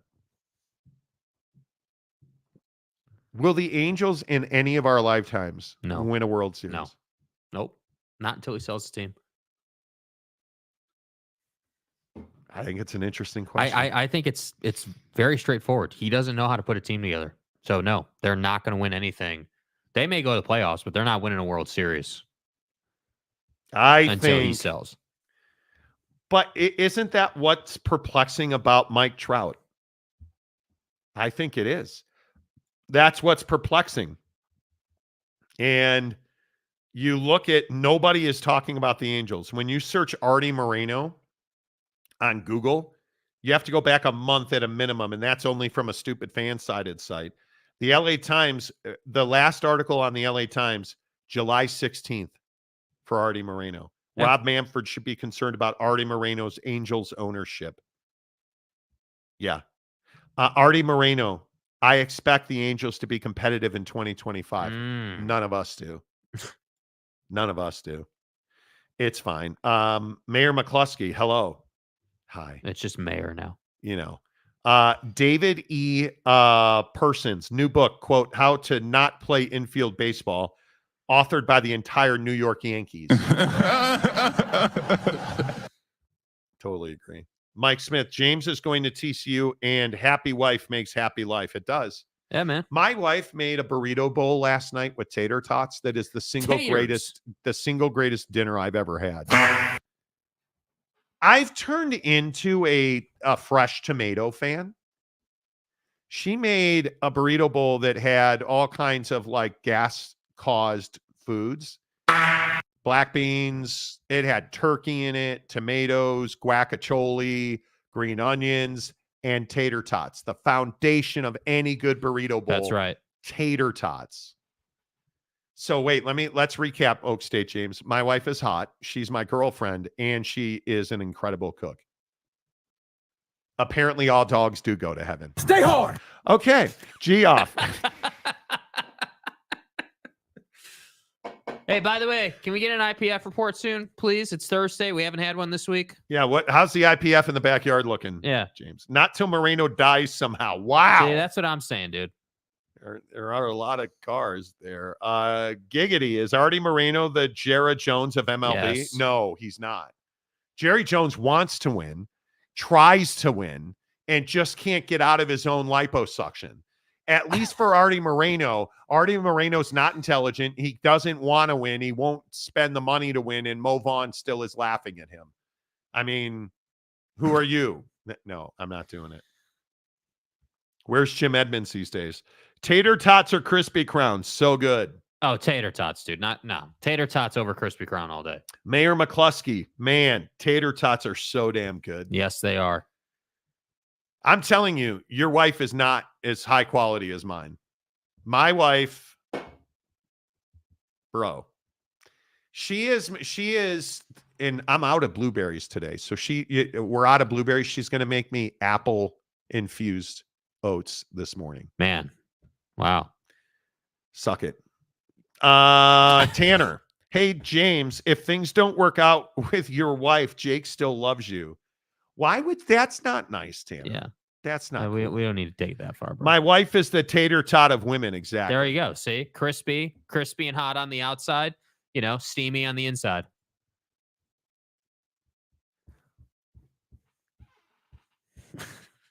Ain't no reset. It's true. When did I become the fall guy, dude? When did I become the backup option? You're everybody's cuck. Like what is that about, dude? Let's just move on because this is going to turn into a Penn State joke, and I don't want to go there. You just have to snap out of it a little bit. That's right. Moreno doesn't care if the teams win or not. Just wants to sign big names, fill seats, and not win playoffs or rings. He's awful. Yeah, he doesn't want to pay for championship rings. I don't disagree with that. Do the Anaheim Angels of Los Angeles. See, that's your first problem right there. That just annoys me. Why change the name all those years ago? They used to be the Anaheim Angels, and they were a cool story, and Halos in the outfield or Angels in the outfield. The A fell down during an earthquake. Like, it was a cool story. The Autry family, well, they're dead, and unfortunately, Artie Moreno's not.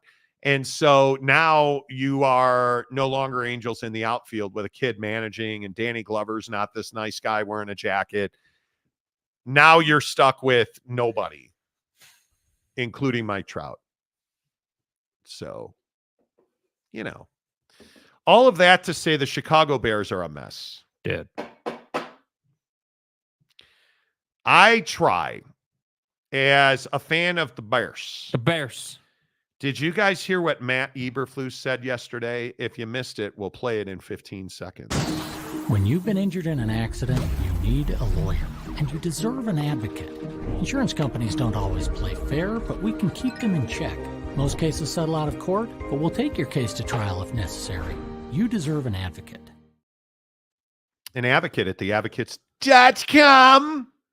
You can chat with an injury attorney live online. It won't cost you a dime.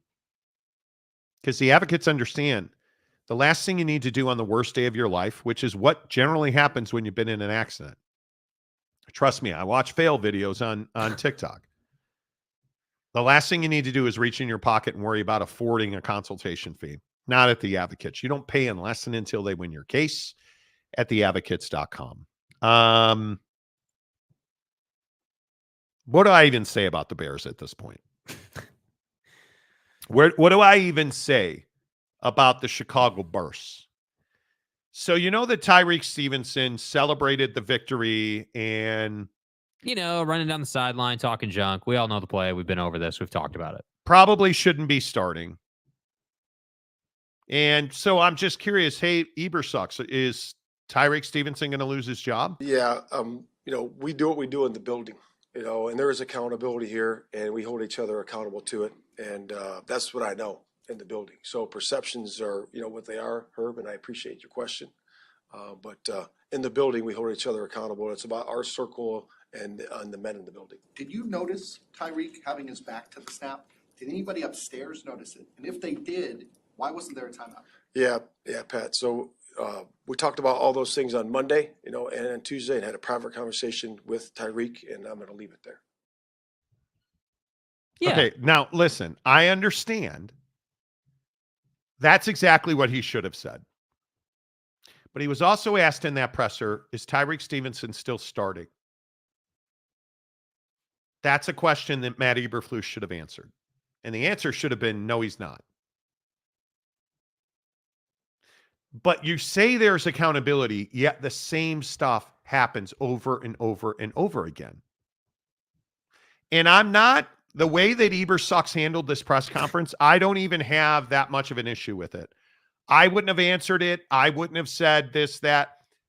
But did you hear the second question? And I know you guys think I'm just an unhinged Bears fan, but I'm asking you, did you hear the second question? Did anyone notice that Tyreek had his back to the snap? And if you did, why didn't you call a timeout? It's a really interesting question. It's sad that we have to ask and wonder.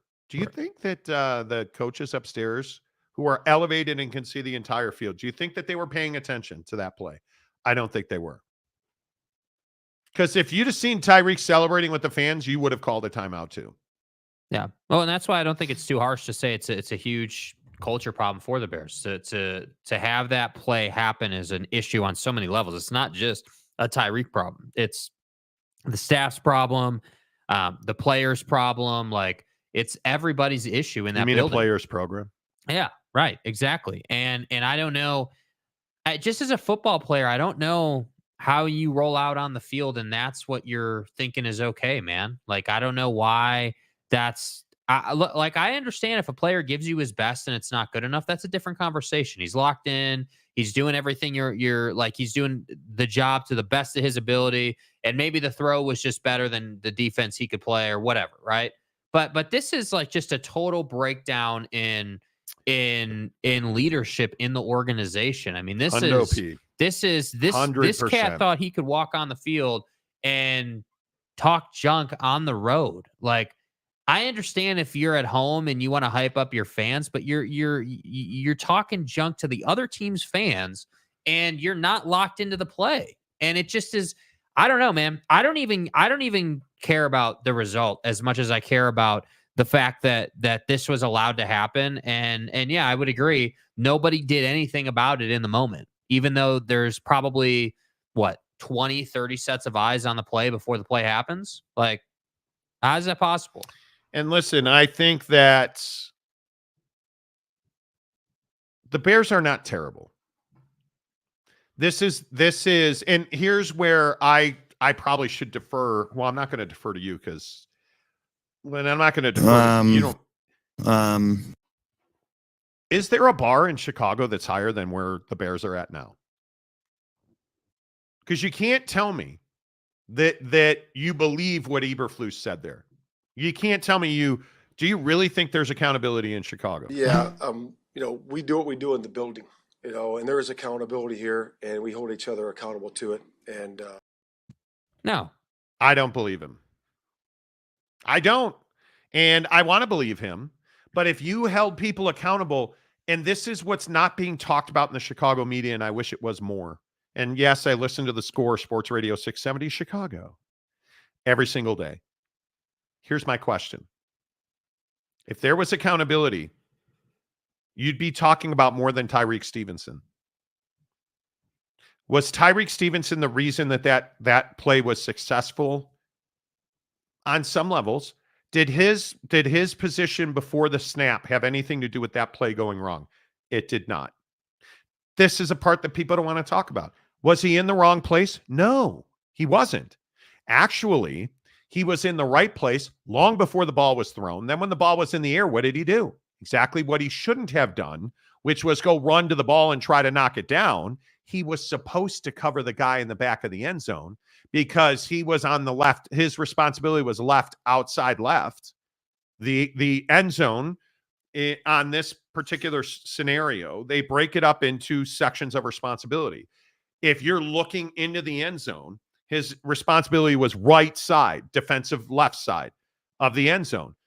And that is until the ball goes in the air. The guy on that defensive left side, his job is to make sure there is nobody behind him in the area of the ball. But he wanted to play hero ball, and he ran and tried to get the ball, and it wound up popping to the wide open guy he should have been covering. Nobody's talking about that. Nobody's talking about the fact that the Bears were out of position in multiple spots. Nobody's talking about the fact, and I shouldn't say nobody. The Score afternoon show yesterday made my point, which was Matt Eberflus is what was wrong with that play, because why are you spying the quarterback 75 yards from the end zone? I don't know how many people saw it. They had a spy on the field to make sure, which means they had 3 guys rushing and 1 guy standing there with no responsibility other than to make sure that Jaden Daniels didn't run for a touchdown, when he was clearly trying to throw a Hail Mary 75 yards away. Yeah. Why are you spying him? And that's what I'm saying. There's multiple issues with that. And it's really unfortunate that in a time when you've got a really solid rookie QB playing ball for you and developing clearly, that this is how you reward him. Because people are going to look back on this and say, like, yeah, there's probably like 2 to 4 more wins in that season, but we had these miscues that cost us. Yeah, I think we're just in a situation where at least we're not talking about Caleb anymore. Yeah. There's no question that Caleb Williams is the quarterback we all thought he was. The biggest question is, unfortunately, Matt Eberflus is the coach we thought he was. Because this isn't new. I haven't been saying that the Bears need to replace Eberflus just this week. I think it's a huge problem. Yeah. I truly Totally think it's agree. a huge problem. And it's curious too, because like bad organizations, it's the Artie Moreno thing, right? Like bad organizations don't fire their leadership fast enough, and they consistently pay for it. And I look around the league, and it's like we're having all the like there are people talking about Shanahan in San Francisco, even though they're injured to forever. Their injury report is forever long. Although right now. CMC looks like he's, but like. You see what I mean? Like, there's no reason to ask about Shanahan. There's no reason to ask about a lot of these coaches. Like, you want to talk about McCarthy, you want to talk about Sirianni. Okay, we can have those conversations. There's reasons. Totally get Dayball. it. Yeah, Dayball, right? Like, there's these, Buddy in New England. Like, there's a lot of reasons to ask about those guys. But I just sit here and I say, Matt Eberflus is a surface level issue in that organization, and Ryan Pace and Kevin Warren are going to have to make a decision. And they're actually doing their job well. They are. Okay, now it's time for a very important moment in the show. Okay. There is an IPF update. Oh. I actually do have an IPF update, James says, for Texas. They are building one next to the Moody Center, and I'm going to Austin later today. Wow, dude. Okay. Wow. Nice, bro. Damian Fowler, you have always been known as a backup, Jake, ever since you told James that you loved him dearly, live on the show while you guys were on the phone together. Okay. You literally said to James, love you. We're on to Cincinnati. James had released his credit card and telephone information, I think it was, on Twitter. Jake calls him because they have their phone numbers. They are textually engaged. We did what we did. And Jake is getting off the phone. He's like, hey, just delete that tweet. Okay, love you.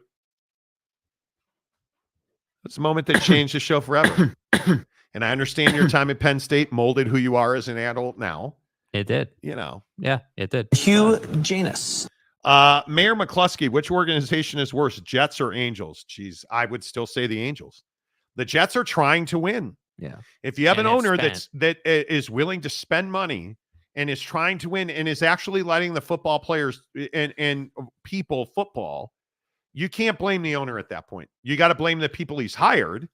But he, And here, let me hit Woody Johnson only hires the best people. Let me hit my daily quota of hating on Aaron Rodgers. I'm tired of hearing this dude talking about cayenne pepper and water and ayahuasca and darkness retreats and all this stuff. I'm tired of it, dude. I'm tired of this guy talking. Stop talking. You have no reason to talk. There's no basis for you to talk. You're on a terrible football team, and you're a big part of the reason why they're a terrible football team. And this dude thinks it's okay to just come out here. Oh, well, my kicker gave me paprika and water, and I feel re-energized drinking from the fountain of youth. Come on, bro. Like, do we not have bigger things to be focused on? Maybe we should not be doing so many Pat McAfee segments, and we should do more time in the film room. Like, I am burned out on Aaron Rodgers not living up to it, man. An IPF update. Shocker. Mountain Mama says, James with an IPF update. James is a freaking rock star. Loner phone. So excited for Friday giving. I think we can raise $2,500 tomorrow. 100%. 2,500 is a lot of bread, dude. Yeah, but we got a lot of people that listen to the show, bro. Like tomorrow we're doing a Giving Friday. I think we should set the bar high, man. And whatever we can get done, we can get done. But there's no reason why we can't. What is this cause you're raising money for? Here is very simple. Tomorrow on the show, is Giving Friday. We did a segment yesterday with the advocates. We had Rob Adams on from Thanksgiving Heroes, and they are doing a huge, huge endeavor. They're trying to raise $134,000 between now and Thanksgiving to feed hungry kids, because 1 in 6 kids in this country, and that number just shocks me. 1 in 6 kids in this country are hungry, don't have enough food. 1 in 6. that means how many kids at your kid's school? How many kids in your neighborhood are hungry right now? And you don't even know about it. And that's what the Advocates and Thanksgiving Heroes is all about. And so we talk about this regularly, where we ask people to donate for school supplies, sub for Santa, and for Thanksgiving. And we are tomorrow on the show. And if you would like to do it now, please consider donating. Tomorrow, we're going to give away a $50 Amazon gift card on the show. And it will go to somebody that makes a donation on the show. And if you want to start right now, absolutely feel free. Advocates donations on Venmo. Advocates donations on Venmo, 100% of it goes to Thanksgiving Heroes. And when you make your donation, if you want to say our name, great. Monty Thanksgiving. Monty Thanksgiving Kids. Whatever you want to say, we really appreciate it. If you don't drop our name at all, totally understand. Don't care. But the money needs to go to the kids. 1 in 6 kids in our community.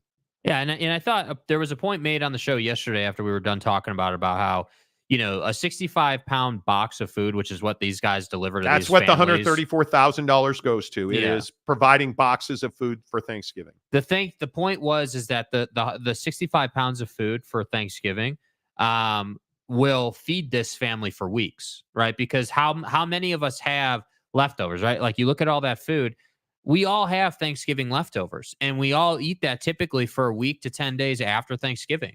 So this is why I think this particular cause is a great initiative for the show. Like, I feel like most of us, we don't know you guys know us better than we know you guys, but I think it's safe to say that a lot of us don't have to ask where our Thanksgiving meal is coming from, or hey, are we going to be able to get potatoes or turkey this year? Like, a lot of us don't have to worry about that. 1 in 6 kids. Yeah. 1 out of every 6 kids is hungry. So we were candidly last night, you guys probably don't give a rat's ass about this. Me and Mrs. Monty are sitting on the couch, flipping between the Laker game and the World Series. And I posted a video of that interview on all of my social channels, and hearing Rob say 1 in 6 kids. Like, I just said to my wife, how in this country are 1 in 6 kids hungry? Where we have so much, 1 in 6 kids are hungry. Mm-hmm. Let's do something about it.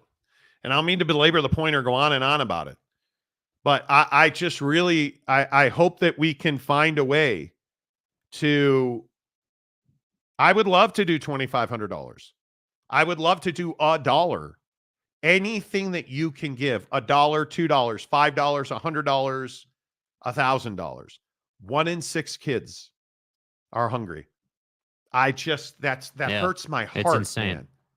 I've never in my entire life, and I've told you this, I grew up with kids that didn't have what they needed.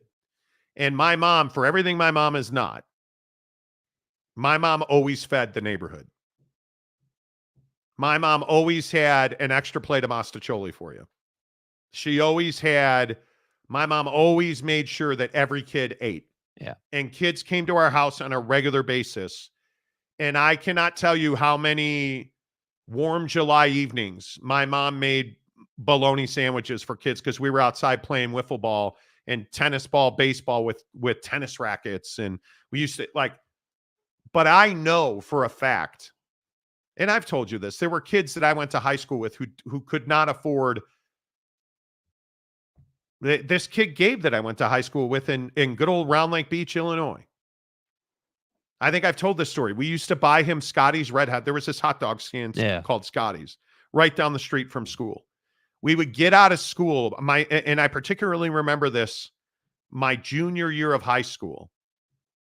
In the fall, I played soccer. In the spring, I played baseball. And we would all the kids would walk home together after soccer practice. And we used to walk down Cedar Lake Road is the name of this road. And Scotty's Red Hots was right down the street from a convenience store called White Hen Pantry. We would go to Scotty's. We would all get 2 hot dogs and a big bag of French fries. I think it was $4 or something stupid like that. Gabe didn't ever have the money. Never had money. And so we all used to buy him hot dogs and French fries every day after soccer practice. And then we'd walk down to the White Hen, and we would get these little slushy drinks they had. Yeah. And the owner of that White Hen used to give Gabe a free slushy every day. And only Gabe didn't know that because I used to pay for my slushy, and the owner and I, because I worked at that White Hen for a moment, the owner and I had an agreement that he wouldn't charge us for Gabe's slushy. And every day, Gabe would get a slushy and 2 hot dogs and French fries. Yeah. And if that was $4 then, what is it now? That's probably $8-9. And it hurts me, man. Like, it just sucks, bro. It is. Yeah.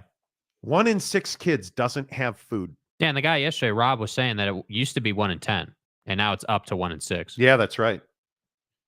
That's right. Anyway, Advocates donations on Venmo. Advocates donations on Venmo. You see it right there at the bottom of the screen. Just really appreciate anything that you can give. Tomorrow, we're going to try and do a whole thing. I'm going to try and get Rob from Thanksgiving Heroes back on the show because it means that much to me. Kids are something I take really seriously, and I love that I live in a neighborhood where tonight my doorbell will not stop ringing. And I can't wait. Like, I take a lot of pride in making sure that we give out good candy. Like, we're giving out little packs of those Haribo gummy bears. Yeah. And we're giving out nice. Now, I don't know because I would never open my candy bags early. We're probably going to have to do something. The candy that we have it's not fresh. Yeah. I gave you a Reese's cup yesterday. Was it was a little good? stale. Yeah. It's not great. Yeah. I got it at Costco. It's not great. All right. Let's see. Geoff. Angels are the worst ownership in MLB, maybe aside from the White Sox, who are selling. Jerry Reinsdorf is open to selling the Chicago White Sox. Good. Save us. Can you believe that? The stadium guy, James. Jake is spot on about Aaron Rodgers. Someone needs to tape his mouth shut. Yeah. P.S. Texas A&M just finished their IPF, and it's... Who wants to talk about childhood hunger when we have IPF updates? Yeah, come on. James, I love you, dude. Yeah. McCluskey, I love the Jets suck so bad. Frankly, me too. Me too. I am only a Bears fan. I don't have... Obviously, I like Justin Herbert, the sex machine, but now Jimmy's there, so I hate them. I don't really have a second team. Yeah. Not in the NFL, I don't. Mile High Phil, just read Big 12 TV viewership. Bad news. CU is great, averaging 3.82 million viewers, which is nearly a quarter of the Big 12's viewership. We talk about this all the time. Did we put that graphic in there? We talk about this all the time. Bros, look at these numbers. In Mile High Phil, you're exactly right. You look at these numbers right here, and you see... Look at all the Big Ten games. Look at all the SEC games. And look at, this is Oak State BYU week, 1.66 million. Michigan, Illinois did double that. Michigan, Illinois did fully double what Oak State BYU did. Yeah. That's massive. Now, Oregon, Purdue, not a huge number, but a Garden Variety Colorado game against Arizona did 2 million views. That's pretty remarkable. That's pretty remarkable. And I think it is. I agree with you. That's not great. It's not great. It is, in fact, not great at all. We already have an Advocates donation. Look at this. Help Advocates, Monty and Jake Rock. P.S. Texas A&M finished their IPF in September. It looks good. The football ops building is fantastic with all these 12th man artwork on the outside of it. This has to be James. 100%. It is. Appreciate you, James. The IPF soliloquy in the Venmo note section absolutely curries favor. Yes. James That's is well in. done, dude. That's a good take. James is in for the $50 Amazon gift card. And I know how much you care about Amazon, dude. That's $50 that goes to provide a box like this. Yes. Well done, James. I appreciate you, buddy. Thank you. Let's see. What is everybody saying? I'll send $250 now. Thank you, Kim. Appreciate that. I appreciate you. Stadium guy, you guys give me a lot of grief. James, dude. You give Donnie. You give yourself a lot of grief. But James, you're part of the show. And Tanner Plummer, that used to be this guy. Donnie, and Tanner's never understood this. James, you're a character on the show. Yeah. Do you understand that people went home the other night and were talking to their wives about what you said about your wife? Do you understand that you created conversations by calling your wife ugly on the show? Okay. He didn't call his wife ugly, just for the record. Just for the record. Didn't call his wife ugly. I want to make sure we point that out. Keep it real. Unattractive is different than ugly, okay?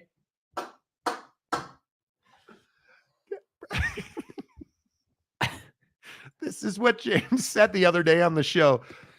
Jake, do what I did. Find a woman who can cook, like sports. You don't need a hot girlfriend. Yeah, And Jake is over there hoovering the mic. Bruh. Oh, James, you don't. Well, the thing that James doesn't understand is that you're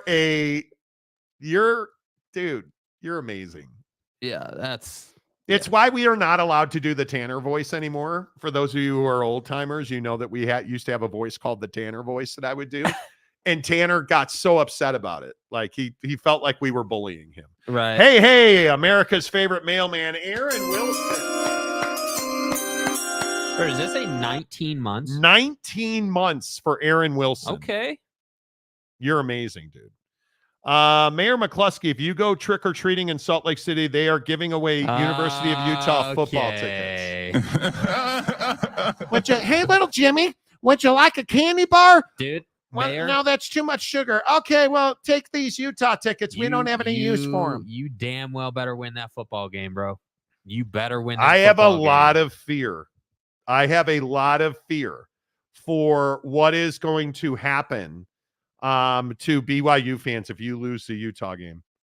That's pretty much self-explanatory. My wife right now, I'm getting ring notifications. My wife is strapping a skeleton to the front post. Okay. Bro. I told you my wife. No, I'm not. Just take it easy, okay? Just relax. Justin Salas. Hey, buddy. Good to see you, man. Morning, fellas. Have y'all talked about Olympic sports in college getting screwed over? Yeah, yesterday. My wife and I were both walk-on cross-country runners, eventually earned scholarships. It does suck. Yeah, if you go yesterday, we did an upload about the NIL settlement. Go listen to that one. We talked all about it. Yeah. Yeah. It does suck. RJC, man, Pitt Syracuse numbers, the game which aired on ESPN on Thursday night, saw 941,000 viewers. Yeah, it's not good. Yeah, it's not good. Tarrant County, Pete. What's up, Pete? Happy Halloween to the best sports talkers on YouTube. Thanks, By Pete. the way, are we here for the Halloween energy today? Like, No. Is this like I got a message yesterday from someone like, hey, are you guys gonna dress up on the show tomorrow? No, dude, I'm not dressing up. Are you new here? Like, I'm not dressing up. Are you bro. new here? I'm not doing it.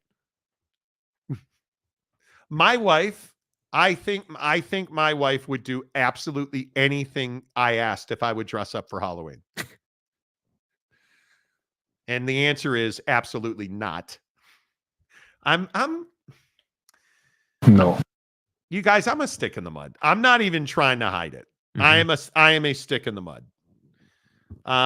Guys, ask Tanner about soaking. Tanner has feelings, James, we love you because it's authentic in a Yogi Bear kind of way. Exactly right. For the record, my wife is hot. Well, now here we go. Now, here's the rebuttal 2 days later. Now, and she likes sports and she can cook and she was able to deal with the terrible weather last year at homecoming. Well, now you say she's hot. Okay, James, I'm going to need some clarity here from the IPF. Did you and your wife have a conversation about this comment? Did the wife see the comment you made? the wife. Yeah. Did that happen? Because if Did that that happened, utility outlet see the show? Did your maid, cook, object of sexual expression see the show? Did you guys, the wife? Hey, did that broad see the show? Did your beautiful, lovely, docile, significant other, did you guys talk about this? I'm curious. Welcome to the nightmare. Guys. But didn't you twist his words? like a pretzel. Like a pretzel. Yeah. Like a pretzel. Yeah. And then so Oak State James goes on Twitter and tries to say that we twisted his words. And Lopes fan Gabe cored out his inner linings. Bro. It was amazing. P.S. I just donated 50 more. Thank you. Appreciate you, bro. Aaron Wilson, let's go. Huge weekend in Lubbock. Huge weekend, Mr. Mailman. Mayor is trolling hard. Yeah. Mayor, that's hilarious. True, though. True. Soaking. RJC, James, we all knew what you meant. It just came out wrong. We all do it, just not at the rate you do it. Thank you. Every day. It comes out wrong every day. Strapping a skeleton to the front post, is that a euphemism? This is a family show. This is a family show. Spinal. Is strapping a skeleton some kind of code for something naughty? Please say yes. Giggity. James can only wish his wife will let him soak after his comments. Oh, dear. Oh, my. Mayor McCluskey, I can only wish my wife would strap my skeleton to a pole.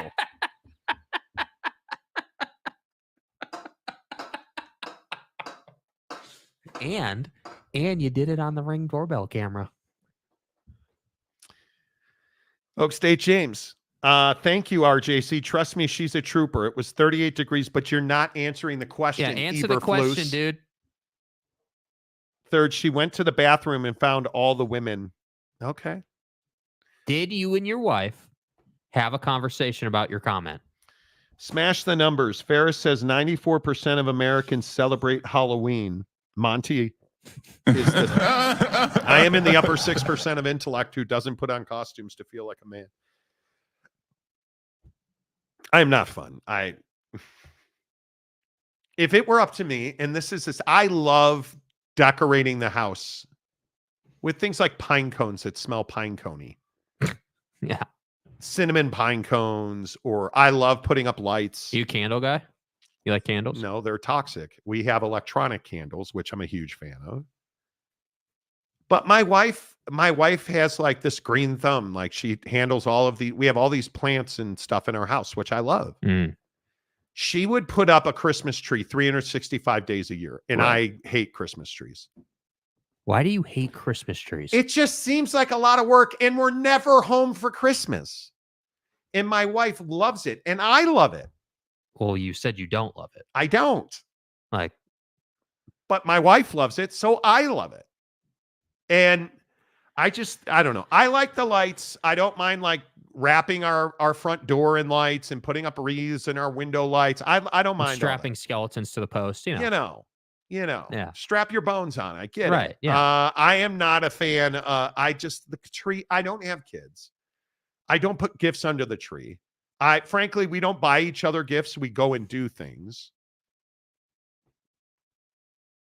We buy matching golf shoes for our Christmas trip. It's what we do. Or our Hawaii trip, actually. That's what we like. We do experience things. Yeah. I don't know. We have a beautiful collection of ornaments. Everywhere we go, we get a new ornament. I'm just a stick in the mud. No, Susanna never saw the comment. I am not that brave. Smart man. Brandon Butler, good morning. James still backpedaling like he said something about cat ladies. Oh, easy. James, does Susanna, does she know what the Marty program is? Susanna. Does she know that this show exists? Oh, Suzanne. Program. Sobering, a greater percentage of people celebrate Halloween than vote. Yes, please go on. We're not getting into politics, dude. Please go out and vote. Bah humbug, get the tree, Monty. I have a tree. We have a fake Christmas tree. if we're going to keep doing fake Christmas trees, we're doing a pre-lit Christmas tree. Yeah. Putting the lights on, it's just such a pain in the ass. And then you got to take it all down. And I live in an HOA who hates fun and goodness. Like, so it's just, John Dry, that is sad. Smash it is. Please vote, you guys. Please vote. Monty loves the idea of Christmas tree, not the execution. Right. Right. Mayor McCluskey, is green thumb another euphemism? Depends on how much salad I had that week. What is happening at the Monty house during the holidays? We a lot of gift giving. Smash, are you dressing up as Connor Stallions for Halloween? Or are you going to walk around with a vacuum? Exactly right. Exactly. Giggity, I thought this was a family show, but here we are talking about strap-ons. Yeah, I know. mean, that's Yeah. Oh, she knows this show exists. I have to listen with my headphones on when I'm at home. So we've had people DM us about the fact that their kids are like playing in the other room in the house and they've got the show up on the 85-inch TV, and we'll just be playing all these drops and talking about, strap-ons and all this. And they're like, hey, can you guys tone that back a little bit? This is supposed to be a family program. It's supposed to be a sports program. People are DMing me about the Advocates Venmo. Okay. So Advocates on Venmo, Advocates donations. Right. That's it right there. That's the whole thing. You send a Venmo, all that money goes to Thanksgiving Heroes. Plain and simple. If you can donate through the Thanksgiving Heroes site, I would encourage you to do it with the Advocates. Either way, it ends up in the same place. But yes, we are, and let me read you Mike's DM. Mike. Let me see. Okay. Mike says, thank you for talking about the Bears. They piss me off too. Is that Venmo secure? And can you tell me again, what are we giving to? Okay. Yes, the Venmo is secure. Venmo is excellent. That's a fair question. Fair though. question. I understand. Because he said I have Zelle. Venmo is absolutely secure. And it is feeding hungry children at Thanksgiving is essentially what we're doing. Tomorrow is Giving Friday on the Monty Show. I ask you all to please come back. We're going to give away a $50 Amazon gift card. Perfect, right in time for the holidays. And we're going to do it every week on the show until Thanksgiving. And then I'm sure we will switch to Sub for Santa or whatever. But we are not just talking about this. We're putting our money where our mouth is on this. We are going to give. I will unfortunately not be in the time range to deliver boxes. I will be out of town. Jake is going to volunteer his time to go deliver boxes. Mm-hmm. Isn't that right, Jake? Yeah. It's important. It is important.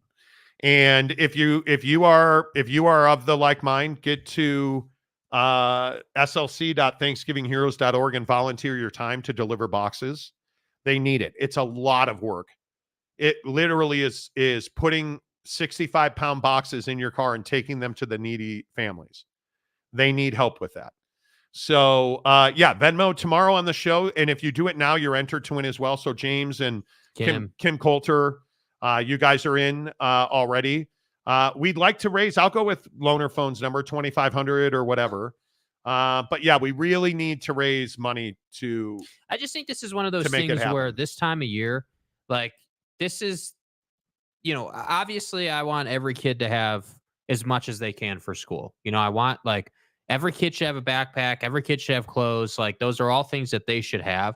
But I feel like this sense of providing for these kids goes way up during the holidays. I agree. Because they should not have to worry about their Thanksgiving meal. They shouldn't have to worry about, is Santa going to deliver presents? Are we going to have food? Like these are basic necessities that these kids should have. And my main point to everyone is we don't need to have some measuring contest about who can do the biggest donation. That's not the point. The point is that if we all just donated $1, like legitimately, we have enough views on this channel every single month that if everyone that watched the show donated $1, we would That'd be accomplish $1 million the goal. bucks. Yeah, we would accomplish the goal so many times over.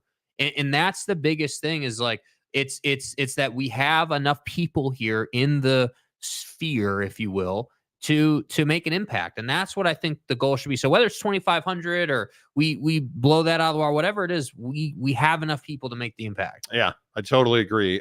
Jason W gives us $2. And by the way, if you're giving super stickers or paid comments, please donate that money to the advocates. Yeah. Yes, that takes money out of my pocket, but it's worth it. Fake candles is like Spalding airless basketball. Well, now the whole fake candle problem is that candles are toxic, we've learned. Real, like, wax-burning candles, most of them have chemicals in them that are killing you. But isn't everything killing us? Yes. I mean, it's ridiculous. And the fake candles are actually really cool now, like LEDs. But you're not wrong, J-Dub. You're not wrong. All right, tomorrow on the show, Giving Friday.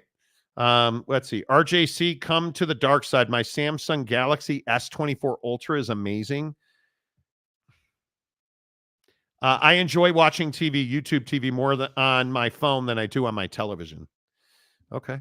Mayor McCluskey, Jake, if you need help running boxes around, I'd love to help. Yeah, do it. Yeah, you guys we'll should figure do it out. together. I don't have the dates yet, but Yeah. we'll figure it out. P.S. Jake, are you cool? I have thick skin. Good humor is okay. It is. Absolutely.